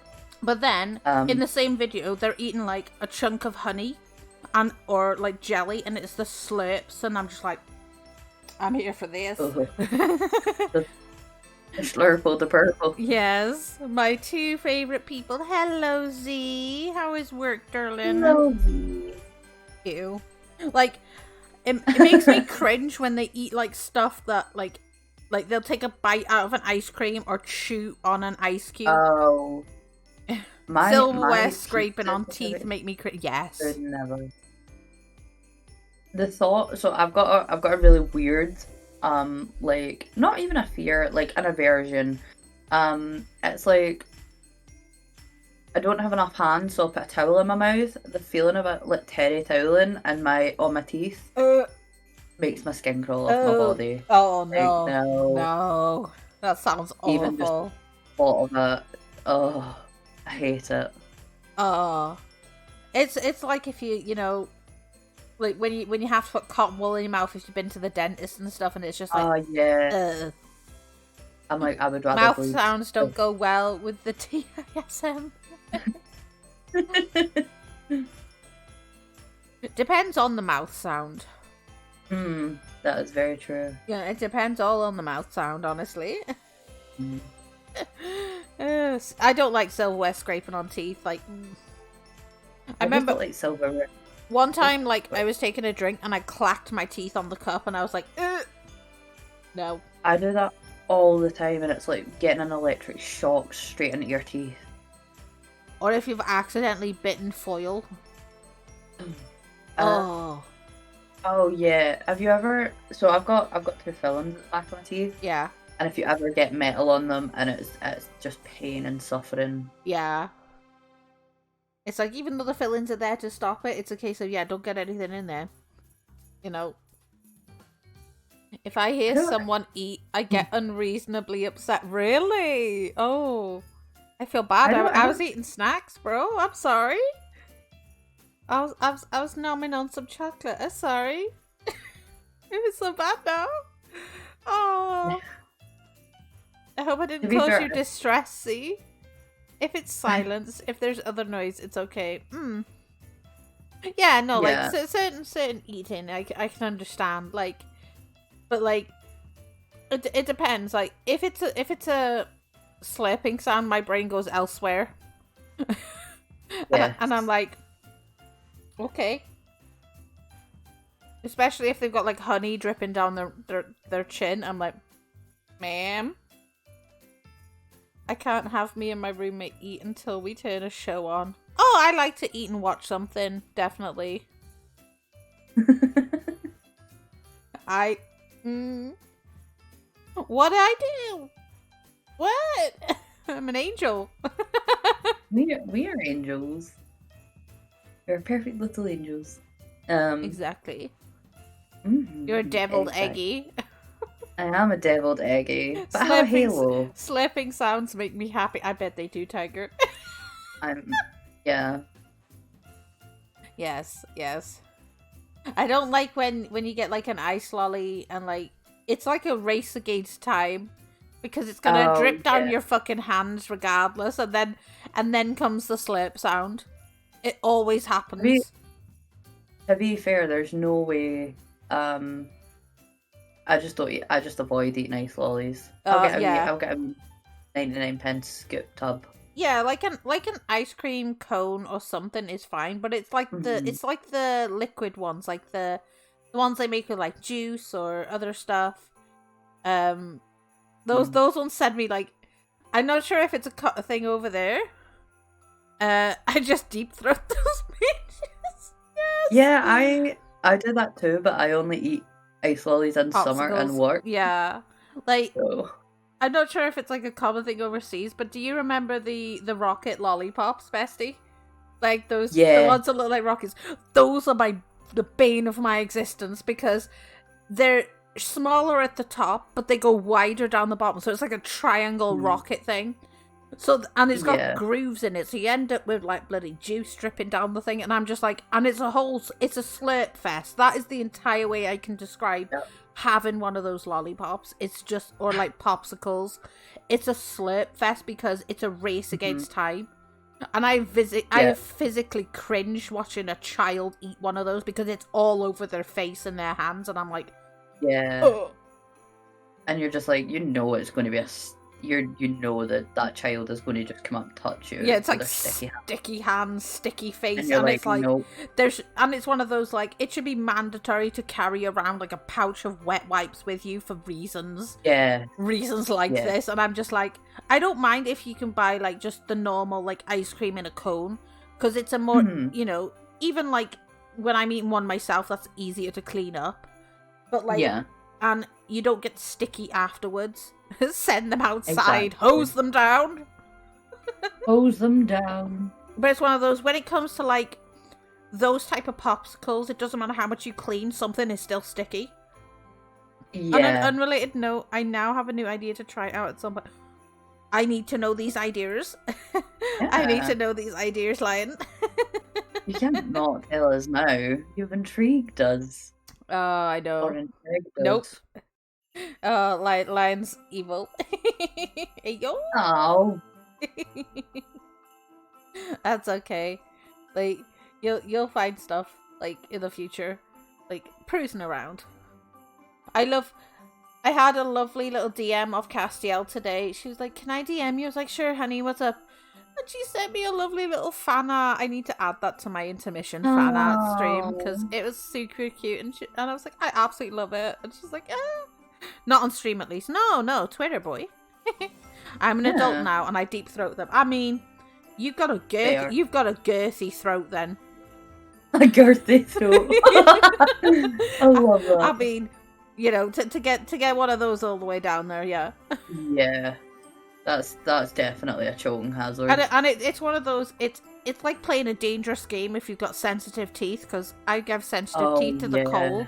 So for me, it's a case of, I must be insane to try and deep throat a popsicle, because I'm like, nope, it's going to hit something. Yeah. For my kids, I wrap their little sticks and hands in paper towel. Oh! That's cute. You should just give them like little plastic gloves and be like, right, you're sticky free now. So I went on holiday once with my exes, like nieces and nephews, and I took so many like packets of marigolds so that when they were eating ice cream or ice lollies, I could just whip the marigolds off. Yeah. And clean the marigolds. I was like, I'm a genius. Why not? I'm a genius. Just give them dishwashing gloves. Dishwashing gloves. Why not? If it gets the job done, it's like if they're clean. you know. Yeah, exactly. I remember, like, I was in town a long time ago, and I bumped into one of my friends, and she had a little one, and this kid had his hands deep in this little packet of cheesy crisps, and you know, he decided I'm gonna touch this person, and the worst part, it was like, it wasn't my actual hands, but I had gloves on, and I ended up with like cheese crumbs all over my hands. I was like, oh, thank you very much, dude. You know, it's nice to meet you, because he wanted a handshake. Wouldn't help with them getting everything else covered in melted ice cream, and I can't even brush my teeth too far back without the gag reflex going. Yeah, I've got a gag reflex. It's not good. I'm like, nope. Oh, trying to brush my tongue is hell. I'm just like, nope. I'd be a very poor glory hole. Hang on. Oh, see. I mean, some people are into that, Z. Some people like the whole choking and gagging thing. They're into that. So it depends on your audience, to be honest. Mm-hmm. we are very say-so here. We're say-so with sarcasm. Yeah. I'd say it's the thought that counts. Indeed, the thought that counts. Yeah. And I remember, so this kid, like, when I left and went home, I washed these gloves, and they still smelled like flipping cheese from his crisps. I had to literally bin the gloves, because it didn't matter what the fuck I did and how often I cleaned them. The smell of these like crisps would not leave my gloves, and I was like, "You've ruined a good pair of gloves." Like, no, can't. Besides, you can always use your hand. Yeah. Oh yeah, that's true. You know, people in glory holes don't just use like their mouth and stuff. It'd just be like, you use your hand as well. Yeah. You know, because I mean, jaw ache's a thing. That sucks. I can get anything out of fabric just about. Oh, I know, sucks. Okay, so this is a little tale, little Welsh tale called Craig o Don. So, once upon a time, an old blacksmith lived in an old forge at Craig o Don, and he used to drink a great deal too much beer. One night, he was coming home from the alehouse very tipsy, and as he got near a small stream, a lot of little men suddenly sprang up from the rocks, and one of them, who seemed to be older than the rest, came up to him and said, "If you don't alter your ways of living, you'll die soon. But if you behave better and become a better man, you'll find it will be to your benefit." And they all disappeared as quickly as they came. The old blacksmith thought a good deal about what the fairies had told him, and he left off drinking and became a sober, steady man. One day, a few months after meeting the little people, a strange man brought a horse to the shod. Nobody knew either the horse or the man. The old blacksmith tied the horse to the hole in the lip of his cauldron, used for the purpose of cooling his hot iron, that he had built in some masonry. When he had tied the horse up, he went to shoe the off hind leg, but directly he touched the horse, the spirited animal started back with a bound and dragged the cauldron from the masonry. Then it broke the halter and ran away from the forge, and was never seen again, neither the horse nor its master. When the old blacksmith came to pull down the masonry to rebuild it, he found 3 brass kettles full of money. I've also heard the other angles being used, so that might be a bit private. True. I'm very skilled at getting eggs out of fabric. Goodness. I must sadly depart. I have to go do mama things. Oh, thank you for stopping by, Tiger. We love you too. Love you, Minxie. Thank you for stopping by. I really appreciate that. Thank you, honey. You'll be the best mama ever. Bye, yeah, guys. best mama Tiger. Bye. All right. Where are we at now? So we are at another mystery creature. Ooh. Called the Caiharaith. And this spooky spirit is said to appear and or be heard by those who are near death.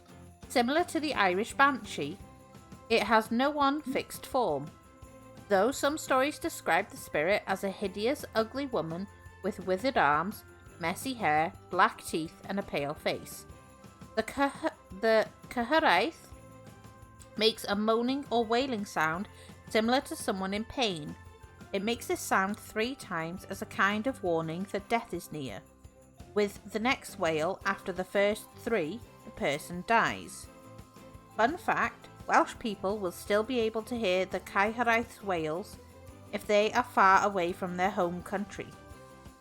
My mom refused to tell me I was a good boy yesterday. Oh, you're a good boy, Limp.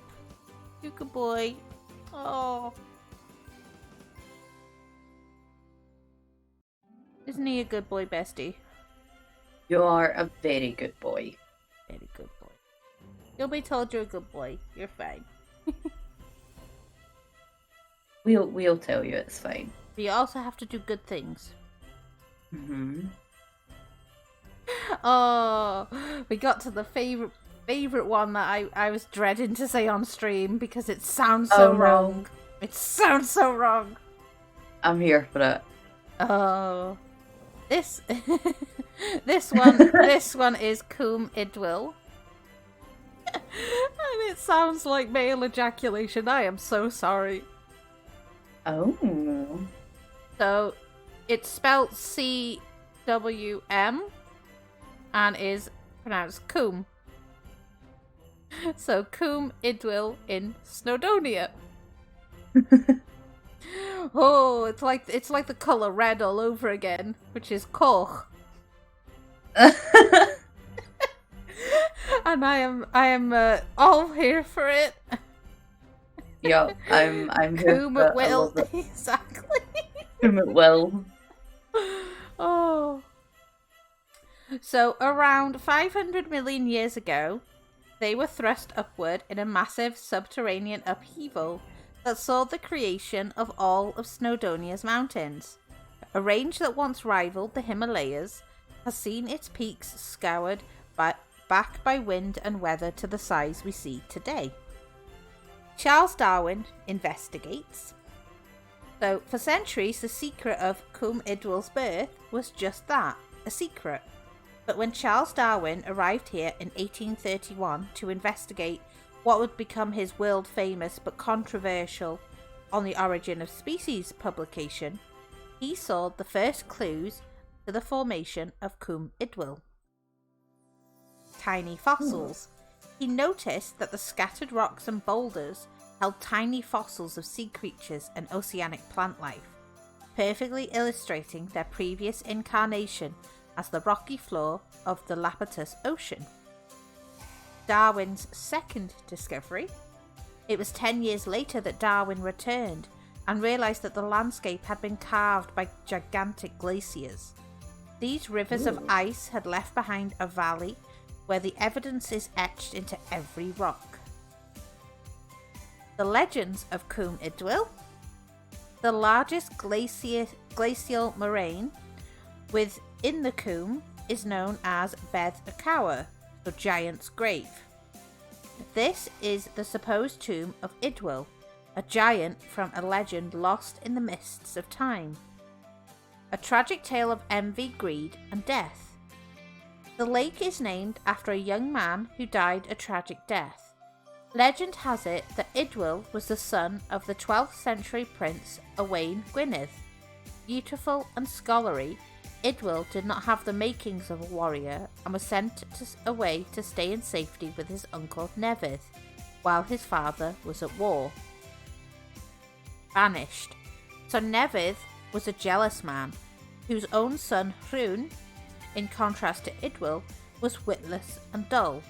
Torn apart by bitterness, Nevydd took the boys for a walk by the lake and pushed Idwyl in, laughing at the young man as he drowned. Owain was devastated and banished Nevydd from his lands. He then named the lake after his son. A different version of the legend. In another version of the tale, Idwyl is an 8th century prince, the son of Cadwaladr, who suffered a similar fate. He was murdered by a rival who coveted his estate. And then the lake where no birds will fly. So legend has it that the birds that inhabited the lake flew away in sorrow at the terrible deed done there. To this day, the birds are believed to maintain that vow not to fly over the water in respect for the memory of the dead prince. In 1954, Cwm Idwyl was designated as a National Nature Reserve, the first in Wales. Oh, there's another one. There's another one with the damn name in it. Oh no. Oh. So this is a place called Cwm Llwch, a lot of mouthfuls there, in Powys.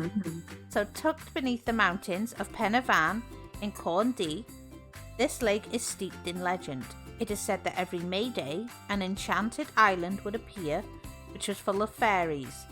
People who visited were told they must take nothing with them when they left the island.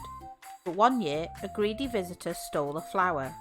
When returned to the shore, he lost his senses, and the island has not been seen since. Don't be greedy. Don't take from the fairies, ever. Yeah, don't fuck with a fae. No, you don't mess with the fae. No, you do not. Because some stories do have truth to them, so you know. Yep. I'm jamming to this Christmas songs as well. I love it. I'm here for it, honestly. I know. So, this place is a landmark in Wales called Devil's Bridge. So, according to legend, the devil himself visited Ceredigion in the 11th century after hearing about its breathtaking scenery. While there, he struck a bargain with a local woman whose cow was stranded across the river. In a bid to buy her soul, the devil said he'd build her a bridge in exchange for the soul of the first living thing that crossed it.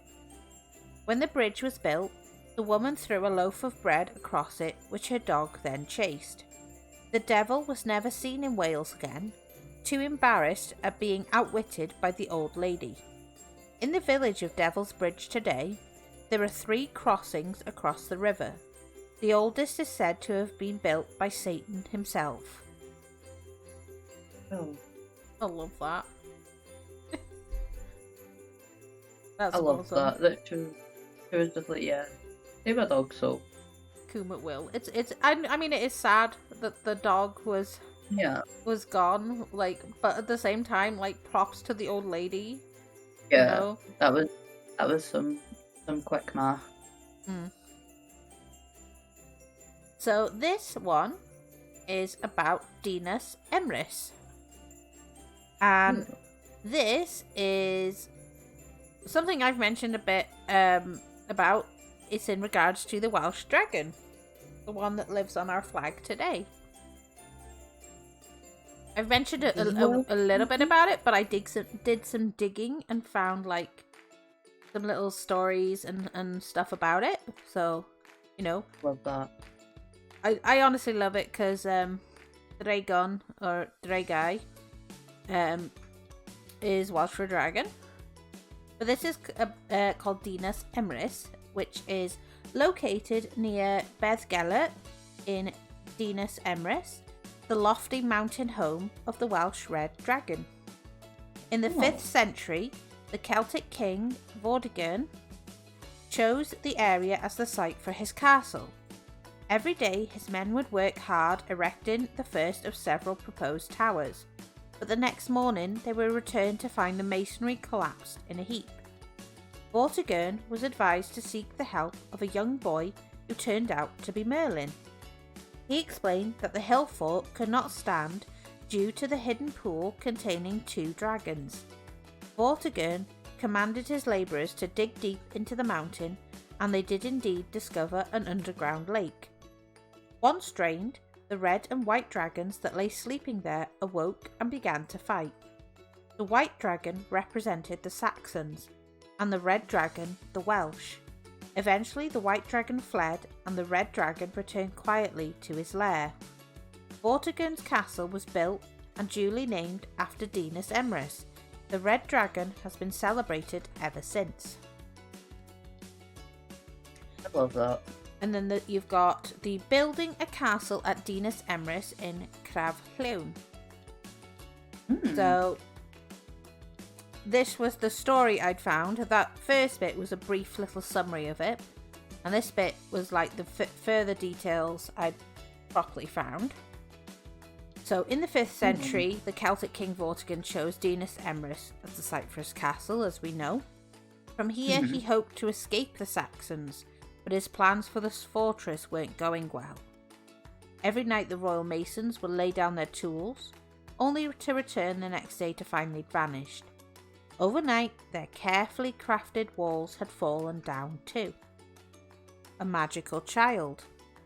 This was repeated day after day until Vortigern was forced to seek the help of sorcerers and magicians. They advised that the ground should be sprinkled with the blood of a child born to a human mother and a father from the other world. But Merlin and the Dragon's Lair. A search was launched and eventually the child was found in Caer Myddin in Carmarthen, and preparations for the sacrifice was made. But the child, Merlin Emrys, no ordinary child. In fact, he was Merlin the wizard. Merlin convinced Vortigern that 2 dragons lay sleeping under a lake inside the mountain. He told them that they were destroying the foundations of the fortress. The underground lake, so Vortigern was convinced the boy was correct. He commanded his labourers to dig deep into the mountain, and when the men dug down, they discovered an underground lake, just as Merlin had predicted. Sleeping dragons. The lake was drained to reveal 2 sleeping dragons, red and white. 2 sleeping red and white dragons. They didn't like having their sleep disturbed, and they began to fight. Eventually the white dragon flew away, and the red dragon returned quietly to his lair. So Dinas Emrys, so Vortigern's castle was finally built and duly named Dinas Emrys in honour of Merlin Emrys, and the red dragon has been celebrated ever since. And the modern day discovery, so in 1945 the site was excavated by archaeologists, who discovered a lake and the ruins of a fortress dating to Vortigern's time. The walls all showed signs of having been rebuilt several times. Could this be the site of the legendary tale? I like that one. I like that one too. Also, I would start a fight if I got woken up and I didn't need to be. Exactly. It's like I like my sleep. When I am tired, I do like my sleep. I don't sleep too much, but sometimes on the weekends I might have a sleep cheeky hour if I need it. But I'm a sleepy little egg. Sleepy egg. We like her sleep. Most of the time. Yeah. Most of the time. Exactly. Here for the sleeps. We like sleeps. Sleeps is good. So I can understand. Oh, Tibby's redeemed head pats. I will give us head pats. Good head pats. Oh, the head pats. There we go. Head pats for the dragon and the eggy. I love that. I love the little head pads. I'm so happy I finally got it. I love it. Here we go. I can feel the stress leaving my body with the head pat. Oh, I'm glad. Nice redeeming head pads. I like it. Cute. Yeah. I'll give us head pats. So here's a very tiny Welsh tale called Ellen's Luck. So Ellen was a good girl and beautiful to look upon. One Sunday, she was walking by an open gutter in a town in North Wales when she found a copper. After that day, Ellen walked every Sunday afternoon by the same drain and always found a copper. She was a careful girl and used to hoard her money. One day, her old mother found her pile of pennies and wished to know where she got them. Ellen told her, but though she walked by the gutter for many a Sunday after, she never found another copper. Most say that is obviously gifts from fairies, so like and you Yes. told them where you got them from, so that means no more Yeah. nice luck for you. Mhm. You know, it's one of those like it's odd working with Fae. You know, Yeah. they can either be really nice or really nasty. Yeah. Yeah. And even though the Fae can't explicitly tell you a lie to your face, Mm. they can talk their way in circles until you're actually believing Yes. their untruth. And never give them your name. Yes, do not tell. Kind of like it's sort of like B-tubing, I guess. It's like we don't give out our names. No, It's no, like the Fae. we have stage names and stuff. Yeah, You know. that is the Fae. Yeah. But we're entertainers as well. Yeah, exactly. And I have thank you, Taco. Taco is soup. Hello, Taco is soup. Thank you for following. My name's Nozami, the Welsh Pandragon, and welcome to Raven's Hollow and the Welsh Folklore stream. How are you doing, sweetheart? We have Best Eggy with us today. Oh, hello. What's your stage I name am. going to be? Is it going to be Tibby? No, it's Annie. Oh. For Annie. Oh, yeah. That's going to be good. That's going to be a good stage name, Annie. Yeah, little Annie. Annie the Eggy. Annie the Eggy. Oh, that's good. That's cute. Oh yeah, we have little Christmas vibes, and happy jellies bouncing. Yep. I can't get over them. They're like I vibing. love them. They're like so happy. They're so happy. And just their mum been like, please just let me read my book. Oh yes, that's literally how I feel. I'm the jelly mama, and you guys are my jelly babies. But you're also gremlins, so you've got cute jelly baby energy, but gremlin energy as well. You're cute jelly babies, but gremlins. Jelly. The gremlin jelly babies. Mhm. I absolutely love this playlist. It's so like catchy. I love that. I haven't completely Christmasified my stream yet. I expect it soon, and I expect a little Santa hat. Of course, Santa hats. I might get little eggnog, little cups for people, and hot chocolate. Thank you, Ninja, for the follow. I appreciate it, honey. Thank you.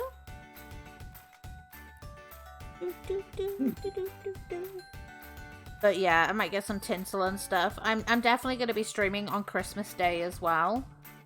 Oh, excellent. Yeah, so everybody can like unwind after Christmas and their big dinners, and we'll have a happy fun time. So like might be worth. Bold. You think that's bold? I am bold. Certainly. Thought I did it earlier, but I guess I didn't. Oh, I appreciate it, Ninja. I really do. Excellent. Yes. Excellent. Yeah, it's very bold. Like I like to do it. I haven't really thought of what I'm doing this week. I know Friday's Fright Friday. Saturday is my Smash and Pass. So if you've not popped your PNGs, go over to my Twitter and smack that on there in my pinned tweet. Probably be spending time with family, but I'll try to look. Oh, that is completely awesome. You know, it's like because of time zones and stuff, I'll have done all my family stuff when I stream anyway, because it's nighttime when we stream. Because it's just easier, and I'll be full of Christmas food. But it'll just be a nice calm day, I think. You know, who knows what I get for Christmas? Nobody knows. I hope you get spoiled for Christmas. I know. I've got stuff on my throne list too. Like there's card games I want to put on there so I can kidnap a few more of my lovely friends and play some more daring card games and would you rathers. I love that. Yes. I love that. I really enjoyed the would you The would you rathers, yeah. Would you rather, yes. Yes. They're all like pinned up there and stuff. Like, I also have, like, just random things on there, but I'm like, Lord. I see them and I'm like, must have them. So this is a story called The Fairies of Caragonan. So once upon a time, a lot of fairies lived in Mona. One day, the Queen Fairy's daughter, who was now 15 years of age, told her mother she wished to go out and see the world. The Queen consented, allowing her to go for a day and to change from a fairy to a bird, or from a bird to a fairy, as she wished. When she returned one night, she said, "I've been to a gentleman's house, and as I stood listening, I heard the gentleman was witched. He was very ill and crying out in pain." "Oh, I must look into that," said the Queen. So the next day she went through her process and found that he was bewitched by an old witch.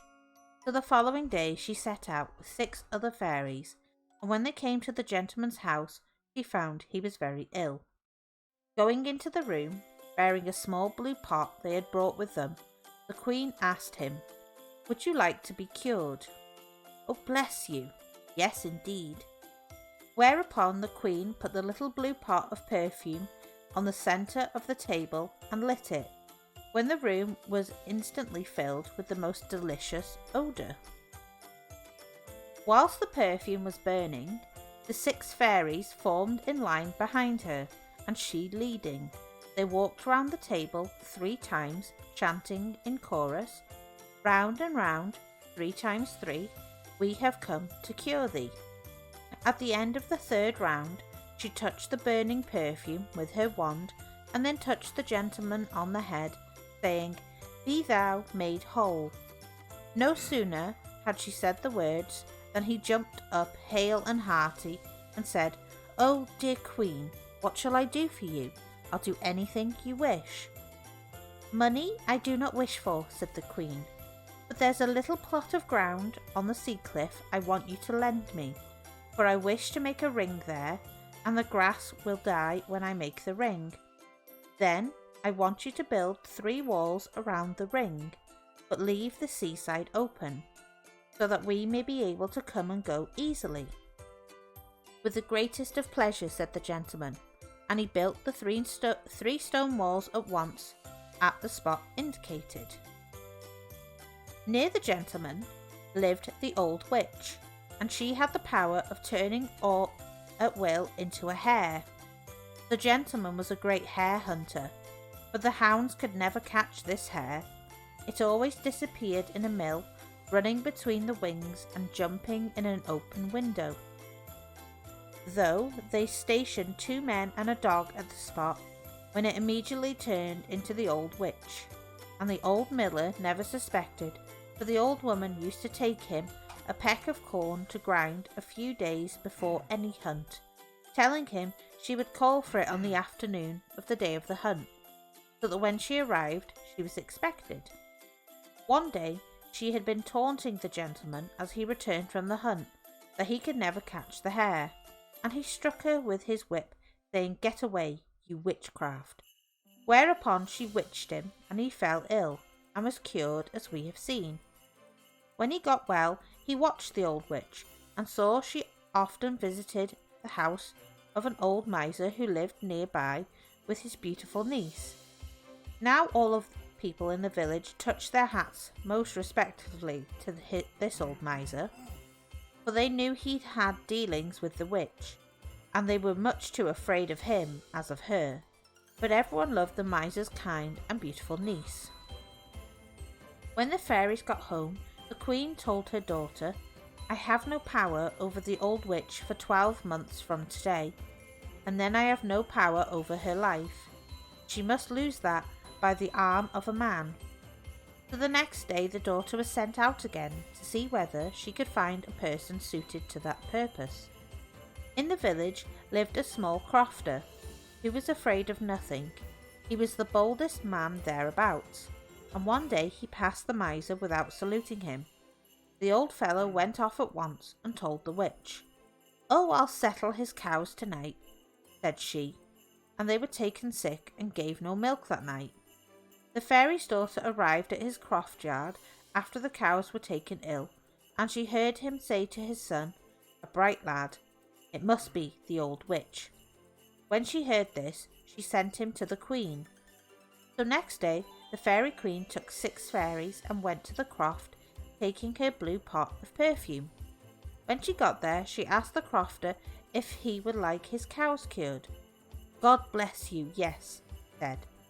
The queen made him bring a round table into the yard, whereon she placed the blue pot of perfume, and having lit it as before, they formed in line and walked around thrice, chanting the words, "Round and round 3 times, we have come to cure thee." Then she dipped the end of her wand in the perfume and touched the cows on the forehead, saying to each one, "Be thou whole." Whereupon they jumped up cured.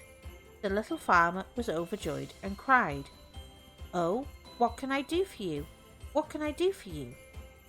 "Money I care not for," she said. "All I want is your son to avenge you and me." The lad jumped up and said, "What I can do, I'll do it for you, my lady fairy." She told him to be at the walled plot the following day at noon, and left. The next day at noon, the queen and her daughter and the 300 other fairies came up to the cliff, the green grass plot, and they carried a pole and a tape and a mirror. When they reached the plot, they planted the pole in the ground and hung the mirror on the pole. The queen took the tape, which measured 10 yards and was fastened to the top of the pole, and walked around in a circle. And wherever she set her feet, the grass withered and died. Then the fairies followed up behind the queen, and each fairy carried a harebell in her left hand and a little blue cup of burning perfume in her right. When they had formed up, the queen called the lad to her side and told him to walk by her throughout. Then they started off, all singing in chorus, "Round and round, 3 times 3, tell me what you see." When they finished the first round, the queen and lad stopped before the mirror, and she asked the lad what he saw. I see, the mirror tells me, it is the witch that I see," said the lad. So they marched round again, singing the same words as before, and when they stopped the second time before the mirror, the queen again asked him what he saw. I see, the mirror tells me, it is a hare that I see," said the lad. The third time the ceremony and question was repeated. I see, the mirror tells me, the hare runs up the hill to the mill." "Now," said the queen, "there is to be a hare hunting this day week. Be at the mill at noon, and I will meet you there." And then the fairies, pole, mirror and all vanished, and only the empty ring on the green was left. Upon the appointed day, the lad went to his tryst, and at noon the fairy queen appeared, and gave him a sling and a smooth pebble from the beach, saying, "I have blessed your arms, and I have blessed the sling and the stone. Now as the clock strikes 3, go up the hill near the mill, and in the ring stand still, till you hear the click of the mill. Then with thy arm, with power and might, you shall strike and smite the devil of a witch called Jezebel Light, and you shall see an awful sight." The lad did as he was bidden, and presently he heard the huntsman horn and the hue and cry, and saw the hare running down the opposite hillside, where the hounds seemed to gain on her. But as she breasted the hill on which he stood, she gained on them. As she came towards the mill, he threw his stone, and it lodged into her skull, and when he ran up, he found he had killed the old witch. As the huntsmen came up, they crowded round him and praised him, and then they fastened the witch's body to a horse by ropes and dragged her to the bottom of the valley, where they buried her in a ditch. That night, when the miser heard of her death, he dropped down dead on the spot. As the lad was going home, the queen appeared to him and told him to be at the ring the following day at noon. Next day all the fairies came with the pole and the mirror, each carrying a harebell in her left hand and a blue cup of burning perfume in her right, and they formed up as before. The lad walked beside the queen. They marched round and repeated the old words when the queen stopped before the mirror and said, "What do you see?" I see, the mirror tells me. It is an old plate cupboard that I see." A second time they went round and the question was repeated. I see, the mirror tells me. The back is turned to me." A third time was the ceremony fulfilled and the lad answered, I see, the mirror tells me. A spring door is open to me." "By that plate cupboard at the miser's sale," said the queen, and she and her companions disappeared as before. Upon the day of the sale, all the things were brought out in the road, and the plate cupboard was put up. The lad recognised it, and bidding up for it till it was sold to him. When he had paid for it, he took it home in a cart, and when he got in and examined it, he found a secret drawer behind was full of gold. The following week, the house and land, 30 acres, was put up for sale, and the lad bought both, and married the miser's niece, and they lived happily till they died. Oh, thank you for the care package. Lion, posture check, and stretchy stretch. And I will have a drink, thank you. Make sure you do so too, bestie. I'm currently doing my stretch and every joint just popped. Oh.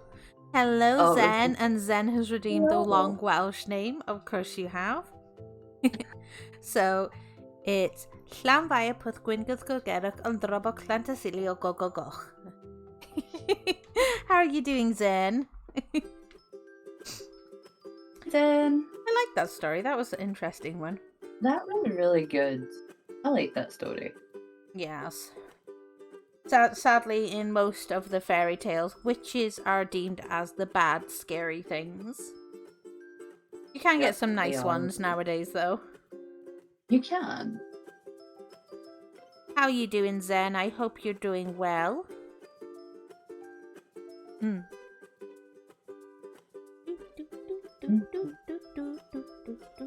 vibing. I'm here for it. Mm. I've been vibing the whole time. I was like, have a nice drink and a breather. That was a long one. Yeah, it was a long one. I powered I like through. You did. I was silently applauding you the whole time. As you do. Mm-hmm. But yes, hey Noso, hey bestie, hello Zen. How are you, sweetie? I hope you're doing well. Hello. I'm doing good. I'm vibing. In bestie, you're vibing. I'm loving this new little scene I've made. and my lovely jellyfish trampoline. The gif is just amazing.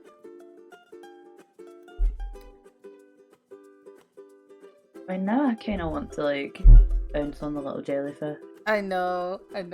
It's so cute. It is. It's adorable. Yes. So this one is called Fairy of the Dell. So in olden times, fairies were sent to oppose the evil doings of witches and to destroy their power. About 300 years ago, a band of fairies, 60 in number, with their queen, called Queen of the Dell. Oh gosh, thank you for the follow, Jaguar. How are you? I'm Nozami, your Welsh Pandragon. And I've got Bestie Eggy here. Hello. So, the Queen of the Dell came to Mona to oppose the evil works of a celebrated witch. The fairies settled by a spring in a valley. After having blessed the spring, or well, as they called it, they built a bower just above the spring for the queen, placing a throne therein. Nearby, they built a large bower for themselves to live in. Oh, you got a bit of a delay, Zen. Oh, we love you too. Oh, you're so sweet then. Enjoy your lurk, Zen. After that, the queen drew 3 circles. one within the other, on a nice flat grassy place by the well. When they were comfortably settled, the Queen sent the fairies about the country to gather tidings of the people. They went from house to house, and everywhere heard great complaints against an old witch, how she had made some blind, others lame, and deformed others by causing a horn to grow out of their foreheads. When they got back to the well and told the Queen, she said, "I must do something for these old people, and though the witch is very powerful, we must break her power." So the next day the Queen Fairy sent word to all the bewitched to congregate upon a fixed day at the sacred well just before noon. When the day came, several ailing people collected at the well. The Queen then placed the patients in pairs in the inner ring, and the 60 fairies in pairs in the middle. Each little fairy was 3.5 feet high, and carried a small wand in her right hand, and a bunch of fairy flowers, cuckoo's boots, baby bells, and day's eyes in her left hand. Then the Queen, who was 4.5 feet in height, took the outside ring. On her head was a crown of wildflowers. In her right hand she carried her wand, and in her left a posy of fairy flowers. At a signal from the Queen, they began marching round the rings, singing in chorus. We march round by 2 and 2, the circles of the sacred well that lies in the dell. When they had walked twice around the ring singing, the Queen took her seat upon the throne, and calling each patient to her, she touched him with her wand and bade him go down to the sacred well and dip his body into the water 3 times, promising that all his ills should be cured. As each one came forth from the spring, he knelt before the Queen, and she blessed him, and told him to hurry home and put on dry clothes, so that all were cured of their ills. Now, the old witch who had worked all these evils lived near the well in a cottage. She had first learnt witchcraft from a book called The Black Art, which a gentleman farmer had lent her when a girl. She progressed rapidly with her studies, and being eager to learn more, sold herself to the devil, who made compact with her that she should have full power for 7 years, after which she was to become his. He gave her a wand that had magic powers, drawing people to her, and she had a ring on the grass by her house, just like the fairies' ring. As the 7 years were drawing to a close, and her heart was savage against the farmer who first led her into the paths of evil knowledge, she determined to be revenged. One day, soon after the Fairy of the Dell came to live by the spring, she drew the farmer to her with her wand, and standing in her ring, she lured him into it. When he crossed the line, she said, "Cursed be he or she that crosses my circle to see me," and touched him on the head and back. A horn and tail grew from the spot she touched. He went off in a terrible rage, but she only laughed maliciously. Then, as she heard of the Queen of the Dell's good deeds, she repented of her evil deeds and begged her neighbours to go to the Queen Fairy and ask her if she might come to visit her. The Queen consented, and the old witch went down and told her everything, of the book, of the magic wand, of the ring, and all the wicked deeds she had done. "Oh, you have been a bad witch," said the Queen, "but I will see what I can do, for you must bring me the book and the wand." And she told the old witch to come on the following day a little before noon. When the witch came the next day with her wand and book, she found the fairies had built a fire in the middle of the ring. The Queen then took her and stood her by the fire. She could not trust her on the outer circle. "Now I must have more power," said the Queen to the fairies, and she went and sat on the throne, leaving the witch by the fire in the middle of the ring. After thinking a little, the Queen says, "Now I have it," and coming down from her throne muttering, she began walking around the outer circle, waiting for the hour of 1 o'clock, when all the fairies got in the middle of the circle and marched around singing.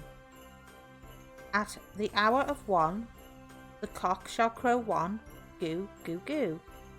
I am here to tell of the sacred well that lies in the dell and will conquer hell. On the second round they sang, at the hour of 2, the cock crows 2, goo goo goo. I am here to tell of the sacred well that lies in the dell, we will conquer hell. And at the last round they sang, at the hour of 3, the cock crows 3, goo goo goo. I am here to tell of the sacred well that lies in the dwell, now I have conquered hell. Then the queen cast the book and wand into the fire, and immediately the veil was rent by a thundering noise, and numbers of devils came from everywhere and encircled the outer ring, but they could not pass the ring, when the fairies began walking round and round, singing their song. When they had finished the song, they heard a loud screech from the devils that frightened all of the fairies except the queen. She was unmoved, and going to the fire, stirred the ashes with her wand and saw that the book and wand were burnt, and then she walked thrice round the outer circle by herself, when she turned to the devils and said, I command you to be gone from our earthly home. Get to your own abode. I take the power of casting you all from here. Be gone, be gone, be gone. And all the devils flew up, and there was a mighty clap of thunder, and the earth trembled, and the sky became overcast, and all the devils burst, and the sky cleared again.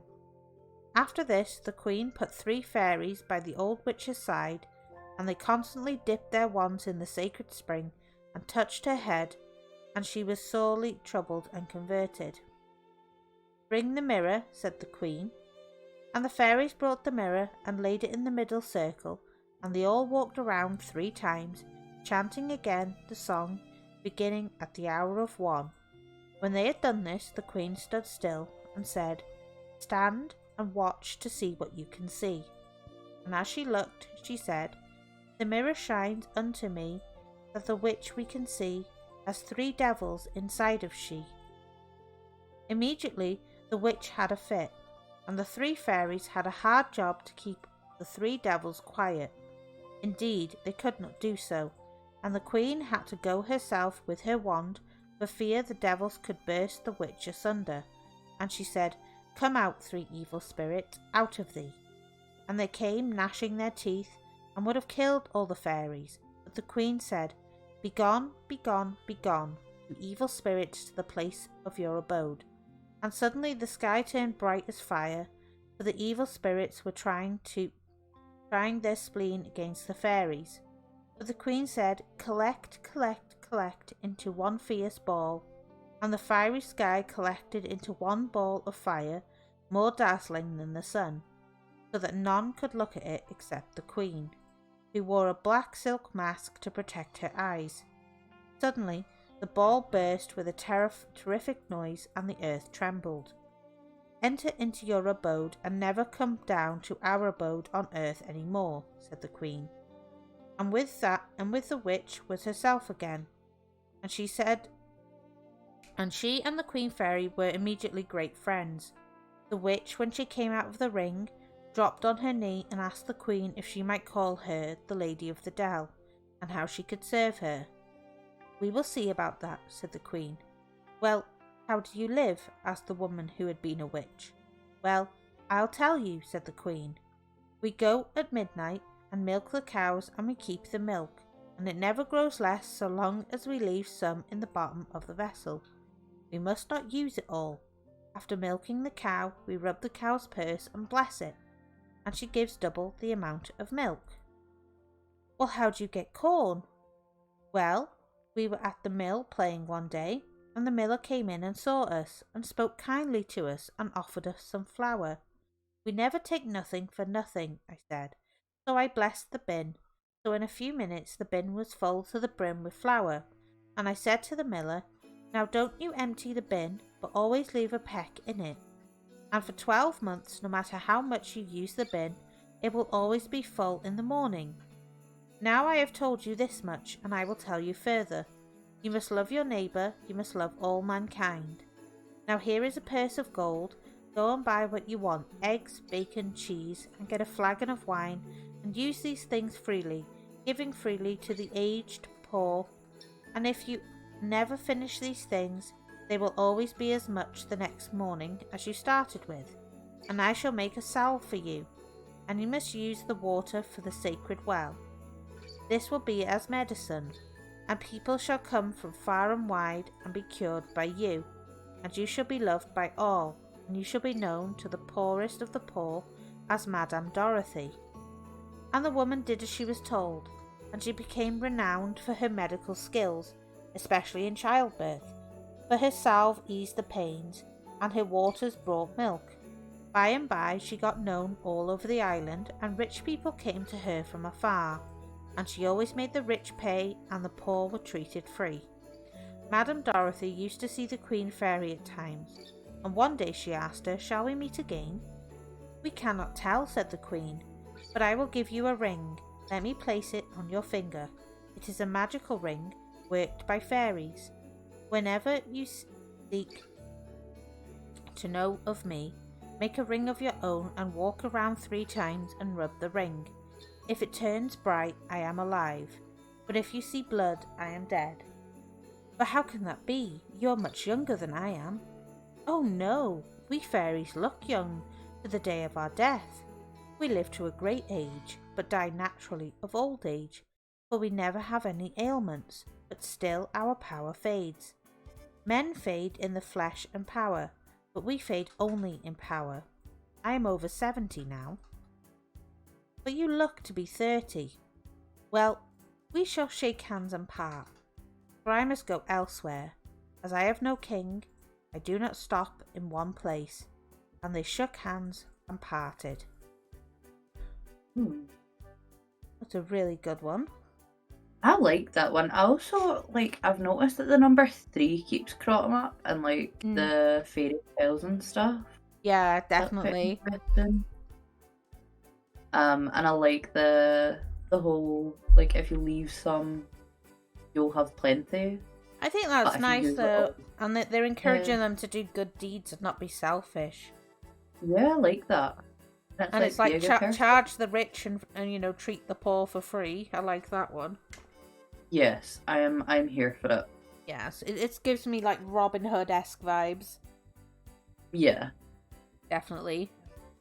I am honestly here for the vibes. Just catching a of quick the breather. folk. I know you're fine. Rest your voice. But how is chat doing? How are you guys Yeah. enjoying today? I love to hear your feedback on my folklore streams. Mean a lot to me. Yeah. That was beautiful. Thank you, Jaguar. You're doing is nice to listen to. Aw, thank you, Lion. But yes, Jaguar, welcome to my stream. I am hoping you're enjoying it, honestly. Amazing, wonderful, and excellent. Of course, Bessie, there's just chaos in my house. I was like, what was going on? It scared the heck out of me. Oh no! Not the chaos! Not the chaos! There's always chaos. I am honestly here for chaos. I know. I vibe with the chaos. But me and Bestie are going to be taking a 10-minute break, guys, because we need a break. But yeah, gotta get up and walk around. Bathroom breaks, all that fun stuff, because we as people too. But We're not really. Yes.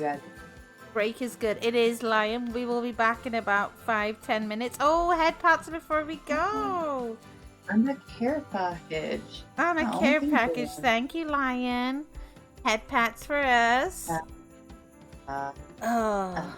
Posture checks. Leaving my body. I should probably unpretzelify myself. Oh, tea for our care package. I need to go and make more tea. Oh, stretchies. And a sip. But yes, I will leave you with the lovely intermission stream while we go for our quick break, and Bestie can make more tea as well. So we shall see you all soon. See you in a bit.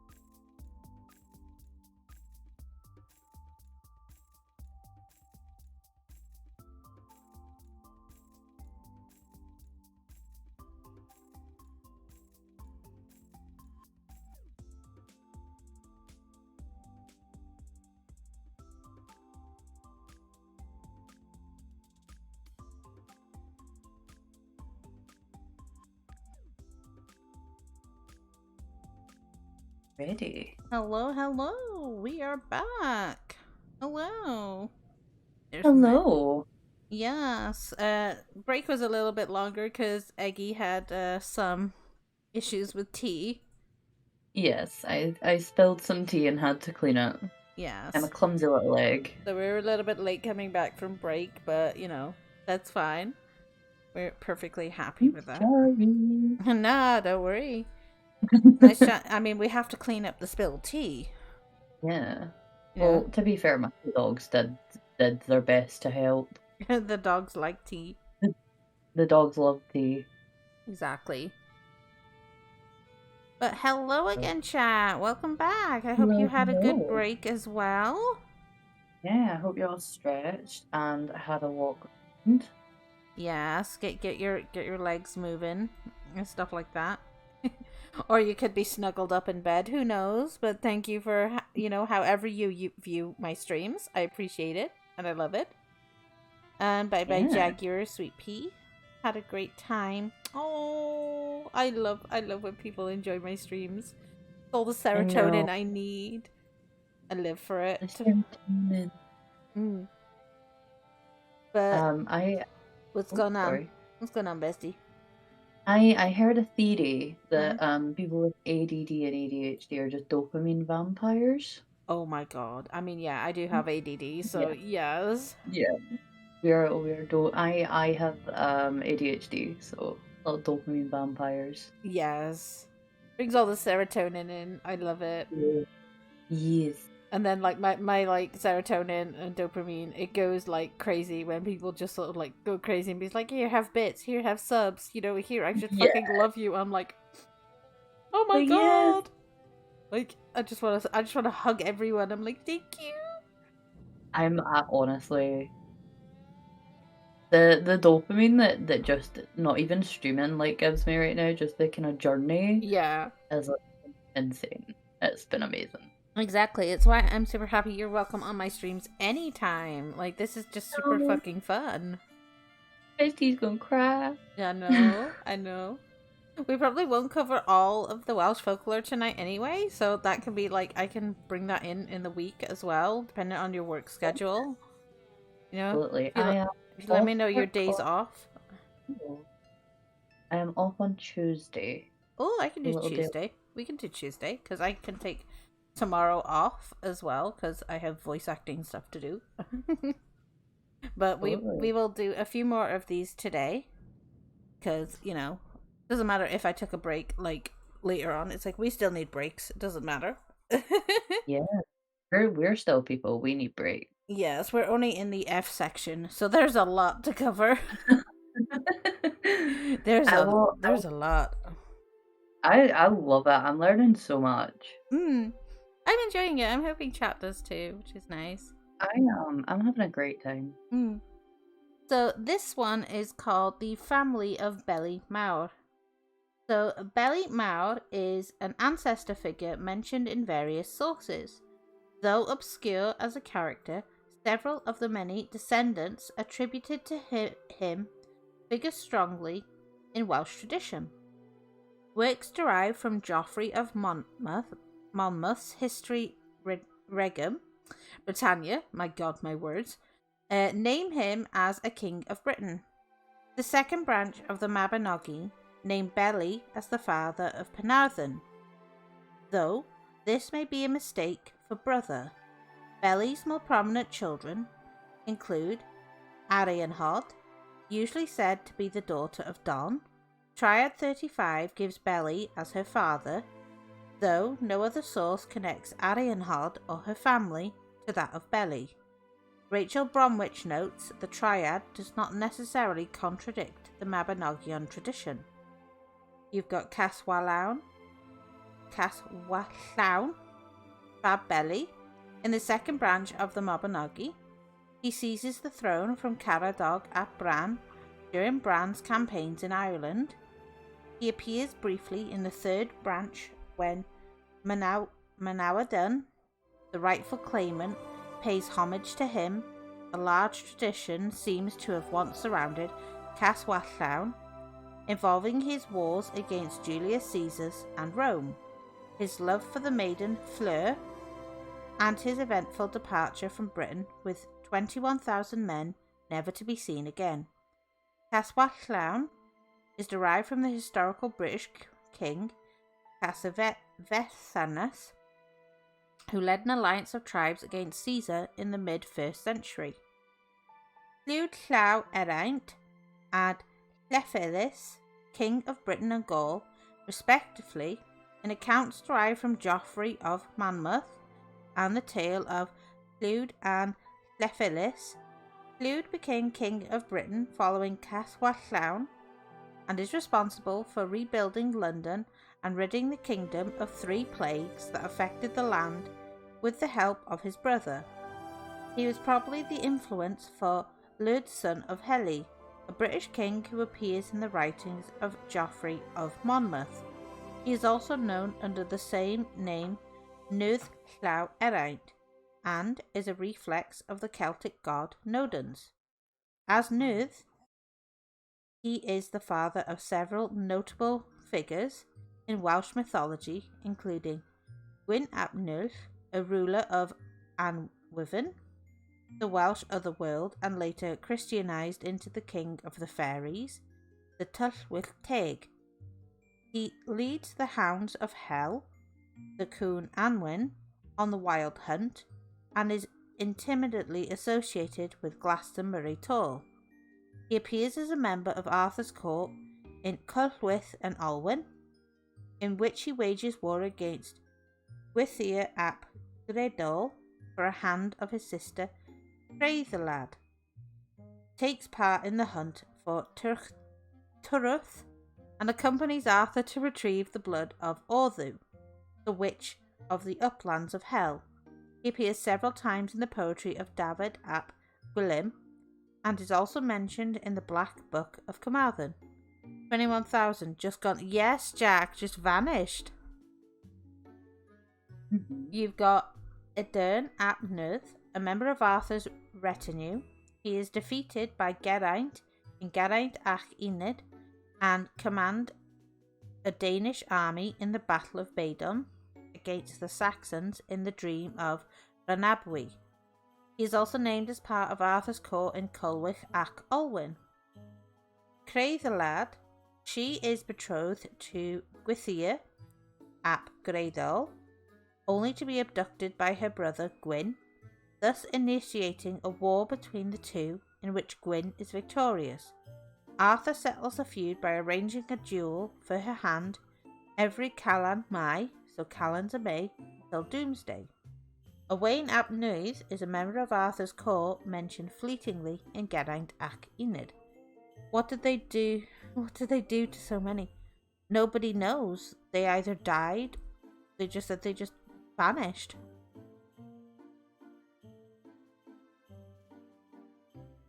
So this one is, if you like dogs, you might like this this place and landmark in Wales. This is about Gelert. So the village of Beth Gelert in Gwynedd literally means Gelert's grave, and is supposedly the final resting place of Wales's most famous dog. The canine belonged to Llywelyn the Great, Prince of Gwynedd, who one day was out hunting with his wife, leaving their baby son with a nurse and a servant to look after him. The nurse and the servant went for a walk in the mountains, leaving the baby alone. When Llywelyn returned, Gelert came running out of the lodge towards his master, covered in blood. Llywelyn rushed into the baby's room to find the cradle overturned and no sign of his son. Filled with grief, he drew his sword and killed Gelert. As the dog died, his whimpers were answered by the sound of a baby crying from behind the overturned cradle. When Llywelyn pulled aside the cradle, he found his son unarmed and the body of a huge wolf next to him.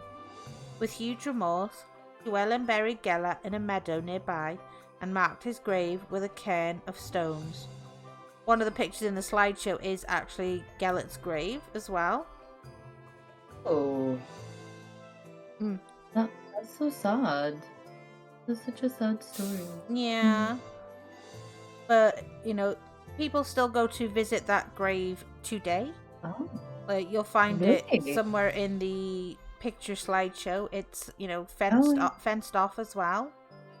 They did just went poof. The poor dog, I know. Mm. It's that there are a couple of sad tales as well. Yeah. And how things became, but sometimes, like, some good stuff can come out of them, but others not. I know. He's so sad. It's so sad. Oh, the ruined Sag. Not the ruined Sag. Oh no, look at the little gift. That's so cute. Mm. It's so sad but utterly cute.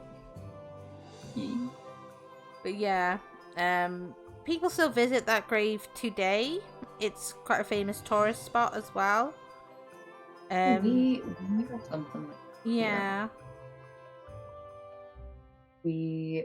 I can send you it for what Mm. folklore. Yeah, That's very definitely. cool. That'll be awesome, yeah. Yeah. So this is a small fable called the Gwyrgen, or Gwyrgen. So hear me, O ye Britons. On the top of a high rock in Avon there stood a goat, which a lion, perceiving from the valley below, addressed her in this manner. My dearest neighbour, why preferest thou that dry barren rock to feed on? Come down to this charming valley, where thou mayest feed luxuriously upon all sorts of dainties, amongst flowers in shady groves, made fruitful by meandering brooks. I am much obliged to you, master, replied the goat. Perhaps you mean well, and tell me the truth. But you have very bad neighbours, whom I do not like to trust, and those are your teeth. So with your leave, I prefer staying where I am. I am so going to Wales at some point. Of course, I highly recommend it. I definitely recommend coming to see some of the stuff. Hello, hello, Bunny Bay. How are you? Thank you for coming to one of my streams, sweetie. How are you doing? Bunny is one of my artistic friends. Absolutely lovely and very talented. Going to be drawing me something. She's absolutely precious, and I love. She calls me Nozumi-san. It's super sweet, and I love it. I love that. Bunny Bay is amazing. She's a good girl, and I love her. She's amazing. Ow. Very good. So cute. I'm happy to see you here, Bunny. I hope you're doing well. So this is another date that is celebrated in Wales. Oh, thank you, sweetie. Thank you, Bunny. So this is celebrated on the 21st of June, and it's called Hwyl Dros Haf. So Hwyl Dros Haf, or the summer solstice, is the first day of astronomical summer and the longest day of the year. In the traditional Welsh calendar, it is welcomed with dancing, merriment, and the lighting of bonfires, all celebrations that were seen as essential to producing a bountiful crop. Midsummer Eve was also... Oh, thank you for the follow, Bunny. Appreciate that. Midsummer Eve was also known as Gathering Day because Celtic Druids believed that medicinal plants harvested on this day were especially potent. Mistletoe in particular was thought to cure all illnesses, and some report that it was cut with a golden scythe and caught in a cloth before it fell to the ground. Legend has it that if a sprig collected on Midsummer Eve was placed beneath someone's pillow, their dreams would foretell of future events. That's super cool. But yes, thank you for the follow, Bunny. I really appreciate that. You're so precious. Adorable. I know. He's a bunny. He's my Bunny Bay. She's so cute and precious. Bunny Bay. So what's the stream about? So tonight's stream is about Welsh folklore, Bunny. So you've got Welsh folklore, some fables, some legends, a little bit of history thrown in. And we have a slideshow of Welsh stuff. Because I am the Welsh dragon. sharing some of my own heritage and legacy with everybody, and it's going to be an ongoing thing where I cover folklore, legends, a little bit of history, cute little magical stuff from all over the world, which I can't wait to do. And it's fun, it's, you know, a bit educational, it's whimsical, things like that. And it's a way, I think, for everybody to learn a little bit about other countries as well and traditions. Yeah. That's so interesting. It is. Thank you.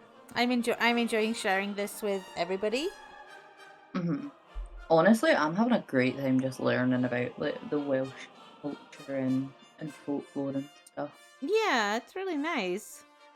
Well, thank you for inviting me along. Of course, I'm always happy to have you here, bestie. Oh, thank you, bestie. Yes, I love having guests on. It's so nice to spend time with everybody. Yeah. I'm honestly learning so much. And I love how that is literally what I was just doing. I know, I was like, I have a little bit of sip of my drink. I love the talk about these stuff, including mythology and stuff related to conspiracy theories. Yeah, it's always nice to, like, you know, discuss and debate about stuff because, you know, everybody has different opinions and theories about, like, what old tales ensue.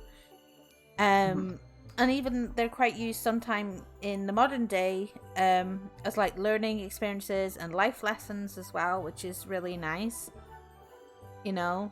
And sometimes we don't realize it, that we're using like ancient tales and, you know, history in the lessons we use today, which I think is really nice. So we've got another mythical creature here. Ooh. VTuber Tatsuro! Hello! How are you, Tatsu? I'm so late, but hi! Hello! How are you? And thank you for the follow, Tatsu. I appreciate it. How have you been? If someone's on the topic, I can't stop talking. I understand that completely. Like, I'm planning to cover, like, in the upcoming weeks, obviously, all of the UK. Too late to throw the law we talked about your way. I'm gonna be halfway through this one when I finish today. So, but I'm covering the rest of it on Tuesday's stream, Tatsu. So you can drop them in my DMs, and I will definitely go over it on Tuesday if that's cool. One of my fave streamers is Loey Lane. She has the best videos. Oh, I shall have to check her out, Bunny. But yes, drop the lore and stuff my way, Tatsu, and that'll be on Tuesday's stream, because we've got a lot to cover with all the research and stuff I was collecting. Just wanted to make it, I completely forgot. I'm so sorry. Hey, you're totally fine, Tatsu. I'm very happy that you're here. You're going to be part of the Chaos crew. You know, we're always happy to see you, and you get to make it to one of my streams. But yeah, I will cover what you wanted to send me on Tuesday, because we're not even halfway through right now. Darn. No, I did a lot. I did a lot of research for a day. I researched a lot, which I'm super like happy for. I am as well. I'm so proud of you. Oh, thank you. Wales has a lot of lore, to be honest. It does. It does, Tatsu. Yeah. And it's got some really nice stories and stuff. And obviously, once I finished the Wales aspect of it, we're going to be delving into Scotland, then Ireland, and then I'll finish it off with England. So I've covered all of UK. And then I'm going to be expanding to other countries in the world to see if they have any mythological things going on about them, which I can't wait. I really want to cover Japan at some point, because that's going to be exciting. Oh, Japan mythology is absolutely fascinating. Yes. But it's going to be super cool, though.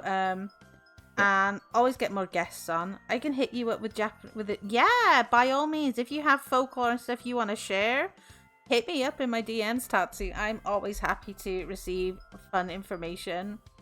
You know, And one day you're more than happy to be a guest on my show, Tatsu. Like, I love having guests. And we always like to talk about stuff as well, so it's super cool. So this mythological creature are the hounds of Anwen. So these Welsh mythical creatures that resemble hounds appear in the first branch of the Mabinogion, in the story of Pwll, Prince of David. They look like ordinary hunting dogs, except they have red ears. They're also known from the other world and belong to a lord named Arawn.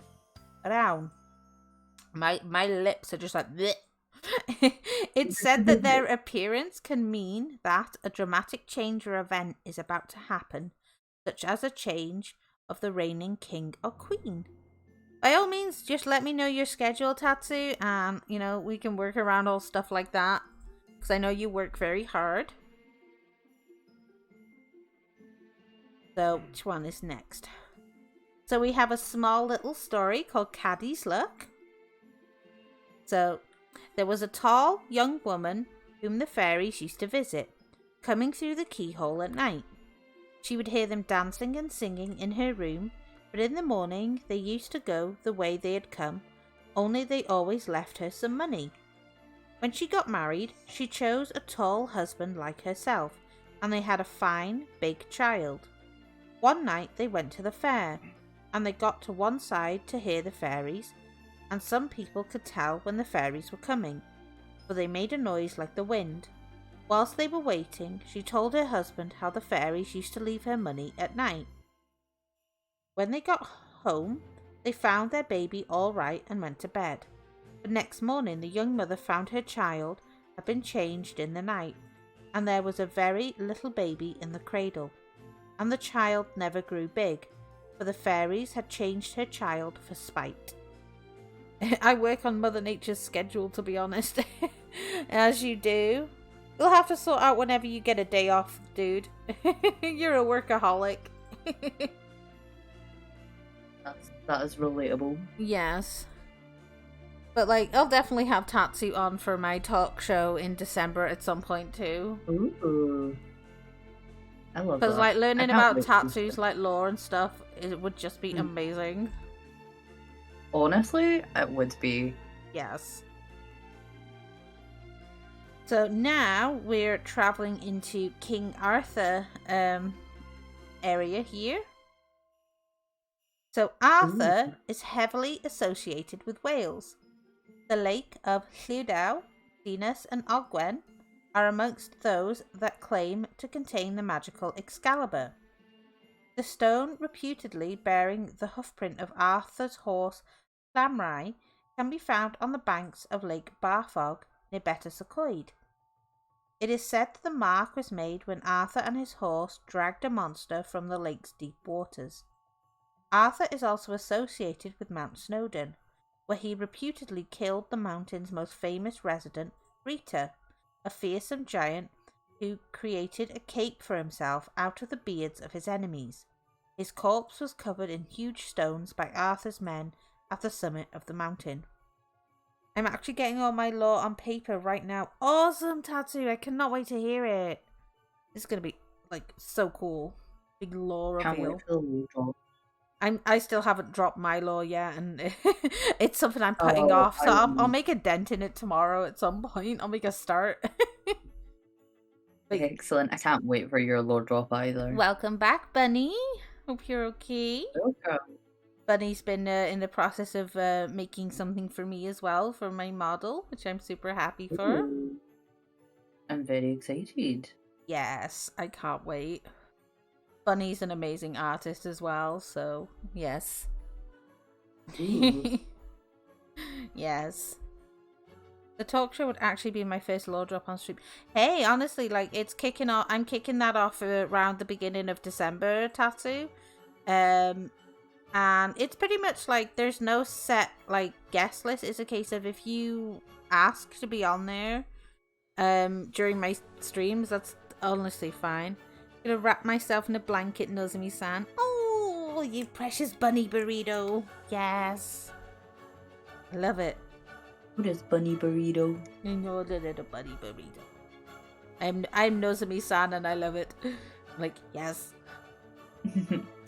So this is about the kingdom of David. I'm not used to be... You get all the praise over here, Bunny. It's normal to get praised by Nozomi in my streams. Shower you with love and affection and compliments. We are here for it. Yes. We're here for all praise. All the Nozomi praise. Mm-hmm. So with the kingdom of David, so Puith, so head of, and I'll do my best with the characters. I cannot wait to see it, Bunny. So head of Anwin, king of David, and eponymous hero of the first branch of the Mabinogi.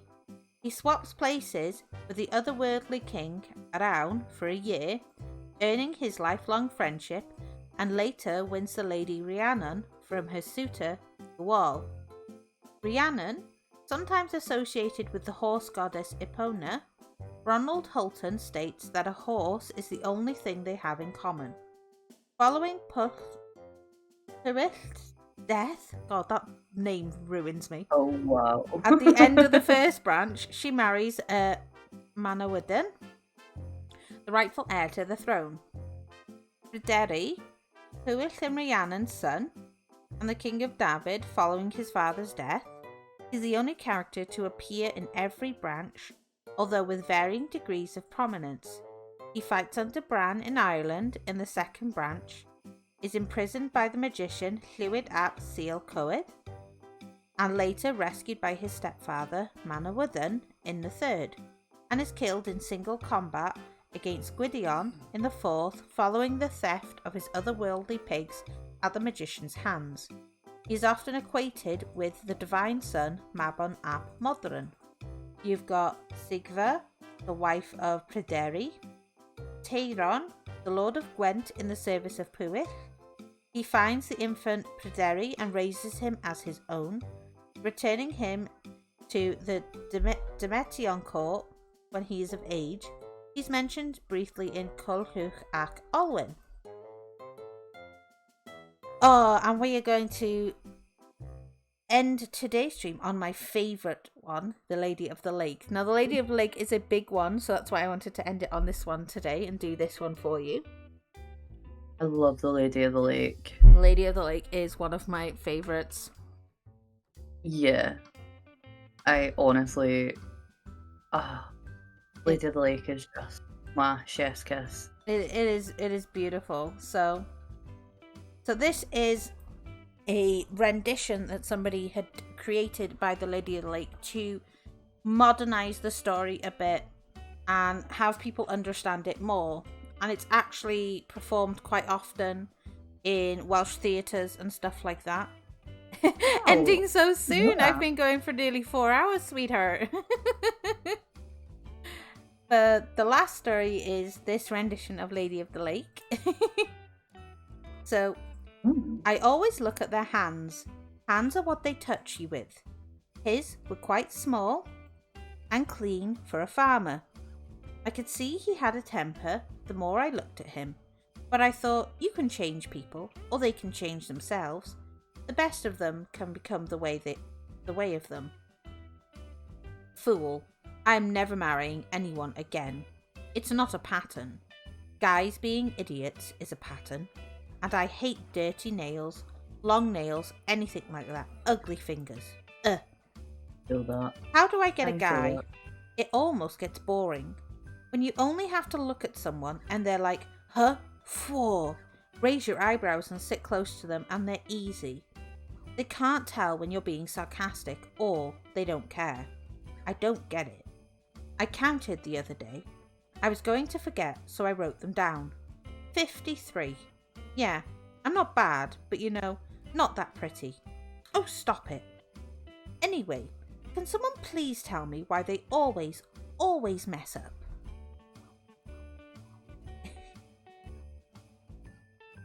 Where am I? There we go.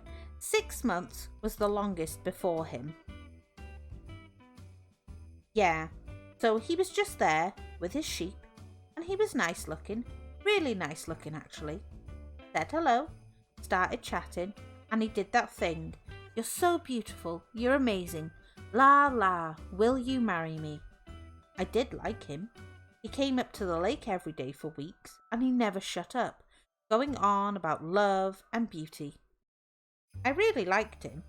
In the end, I said, if we get married, you can never hit me, right? If you do, it's over. Really, clearly, I said it. If you even raise your hand at me, if you even touch me in an unkind way 3 times, it's finished. Swerve it if you can't promise me. If you're not sure. Of course, he was sure. Completely sure. Swore on his soul. So we kissed, and the way he held me was lovely. How did we meet? I just told you. The same way I always meet guys. I'm a water thing. Nymph, sprite, nereid, whatever. The lady of the lake, aren't I?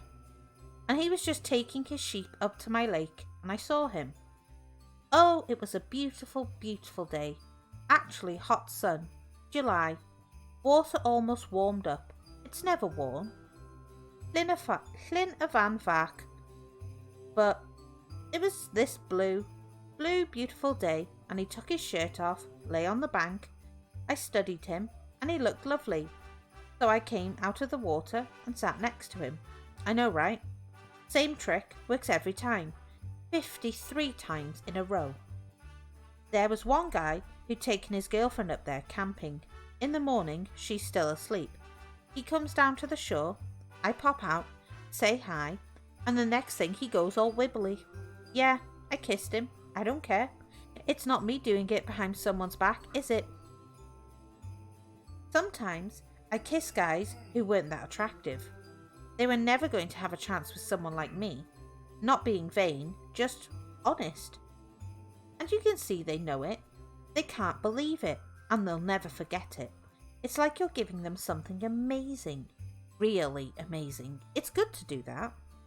And if someone tries to kiss you, even if you don't really fancy them, I sometimes think, is it worth the hassle of saying stop it, and them getting all embarrassed? It's just easier to kiss them, you know. It can be. With him, we just held hands for ages, and then he hugged me for the longest time. That was lovely. That was the best, really. He promised he would love me and honour me, and in the end, I said, okay, yes, I do. I did kind of like the idea of children, and we had great kids. I got completely into it. Sweetest kids, just the sweetest, kindest, really caring, you know? I don't know where they get it from. They're doctors. They're all physicians. Kind of weird they're going to grow older than me. But I really like little ones. Yeah, I'd have more, if I met someone nice. But I'm not getting married again. I don't know what it is. I can't see any pattern in them except they're men. If you could make one out of a combination of 2 or 3 of them, you could have the perfect man. Ha! The perfect man. I thought he was as close as I was going to get. But he started breaking his promise. It's not enough to love someone if you don't honour them. That's the bottom line. I could see what was going to happen. I told him, and we did try really hard. I really supported him. We went to see a counsellor before he even did the first time, because I knew what would happen, but he didn't get it. He could have done. I think he could have done, but he didn't. The first time, he was coming back from work. Marrying me was the best thing he ever did. I told him he would be massively successful, and he was. Businessman, buying and selling, all that boring stuff. But he did well. We had a great house, loads of holidays, kids in posh schools. It's fine, you know, fine. But then he got lazy and arrogant, and he lost money.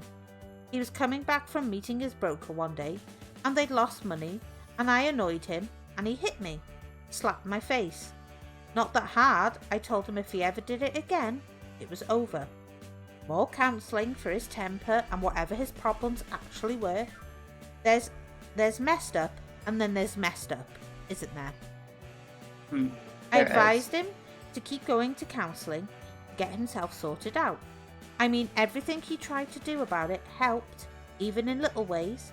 He was really successful, great dad, made me happy, happy enough. I don't know what it was, but he didn't go enough about it. People are always telling themselves they can manage themselves, or he was just an idiot underneath. Second time, he shouted at me after a dinner party and I told him to get lost. He slapped my bum and then tried to make like it was a joke. I said, last time, that was the last time. He realised I was serious and he was gutted, really gutted. That night, he washed my feet in the shower and he held onto my legs, knelt down and held onto my legs and cried and said he was sorry. The evil part of me was so angry. So angry. I was shaking and I wanted to do something. The same part of me that cheated on other guys, the part of me that had that guy who was with the girl camping that time, the part of me wanted to do something. Didn't know. I didn't do anything. And then he did it again. A couple of years later. I hadn't really said anything. Just some stupid row. I was playing music really loudly and dancing around. I loved the music then. The 80s. Duran Duran. It played every day. And I love 90s stuff. Kim Mazel. It was a good time to be living in your world. And I was doubly gutted when he did it the third time. And I had to go back to the lake. And the kids, of course. But I never left them. I used to see them all the time. They think it's weird I've never told them where I live. But anyway, I was really raging. I just said, you know what it means, and you do that. You still do that. Goodbye, idiot. He started crying. The funny thing was the cat, the dog, the horses, even the newts in the pond all followed me when I walked out. It was a big scene. And then, when it had quietened down, I had to sneak the horses back and the cat and the dog. The newts came to the lake, and he lost all his money, lost the house, had to move back in with his mum. The kids were at uni doing medicine, all three of them. He's getting old now. He never married. He wasn't much of a catch by that time. I don't hate him. He loves the children, and they love him. It's just a bit sad, really. But you can't change anyone, you know. I mean, being with you might make them change, sure, but you can't control how. Hey, you know that guy in the jacket? He likes you. He's looked over about 5 times. No, he isn't. No, it's you definitely. Yeah, he is quite. Just not my type. Something, I don't know. Something about his hands, maybe. Oh, whoops. Here we go. You're talking to him, right? I'm with someone. If he tries anything, I'm with someone. And then to sum it up, it says, so the story goes that it was at Llyn y Fan Fach, a remote lake in the Black Mountains, where a young farmer named Gwyn won and then tragically lost the love of his life. He fell in love with a beautiful woman who emerged from the water, and she agreed to marry him, but warned him he would leave him forever if he struck her 3 times. They lived happily for many years and had 3 sons, but when Gwyn struck her playfully for the 3rd time, she disappeared into the lake and he never saw her again. She would sometimes reappear to her sons and teach them the powers of healings with herbs and plants. They became skillful physicians, as did their children after them. Some of their ancient remedies have survived and are in the Red Book of Hygyrst, one of Wales's most important medieval manuscripts. And that was the Lady of the Lake story and the last summary of it. I like the modern rendition of it as well. Yeah. I do. I absolutely agree. Feels like Nozomi-san is reading a bedtime story and we're all listening so carefully like little kids. Oh, thank you, Bunny. We are indeed. I'm glad you enjoyed listening to me read to you. Absolutely. You can read me bedtime stories anytime, bestie. I've done that for a few people. It's no problem. Oh, I'm glad. What did you miss? I just finished up Lady of the Lake for the evening. And we are going to have a lovely read in a moment. So let me move us to the stream ending screen at least. A raid? I know, a raid. Can you guys believe that? A raid shady? A raid with me? But yes. Oh, a raid with the dragon. I will be continuing this lovely stream on Tuesday, because tomorrow I'm going to have a nice day off to do some voice acting and writing stuff. Ooh. But we are going to raid the lovely Ruinous. So I want you to bring the chaos and the love at the same time. Because Rue is amazing. Absolutely, absolutely. And Bestie will be joining me again on Tuesday. Will be. I will be. Indeed. But I want to thank you guys for coming. I really appreciate it. Take care, darlings. Please stick around for the raid. And give Ruin all the love. Take care, lovelies. Bye-bye. Bye-bye.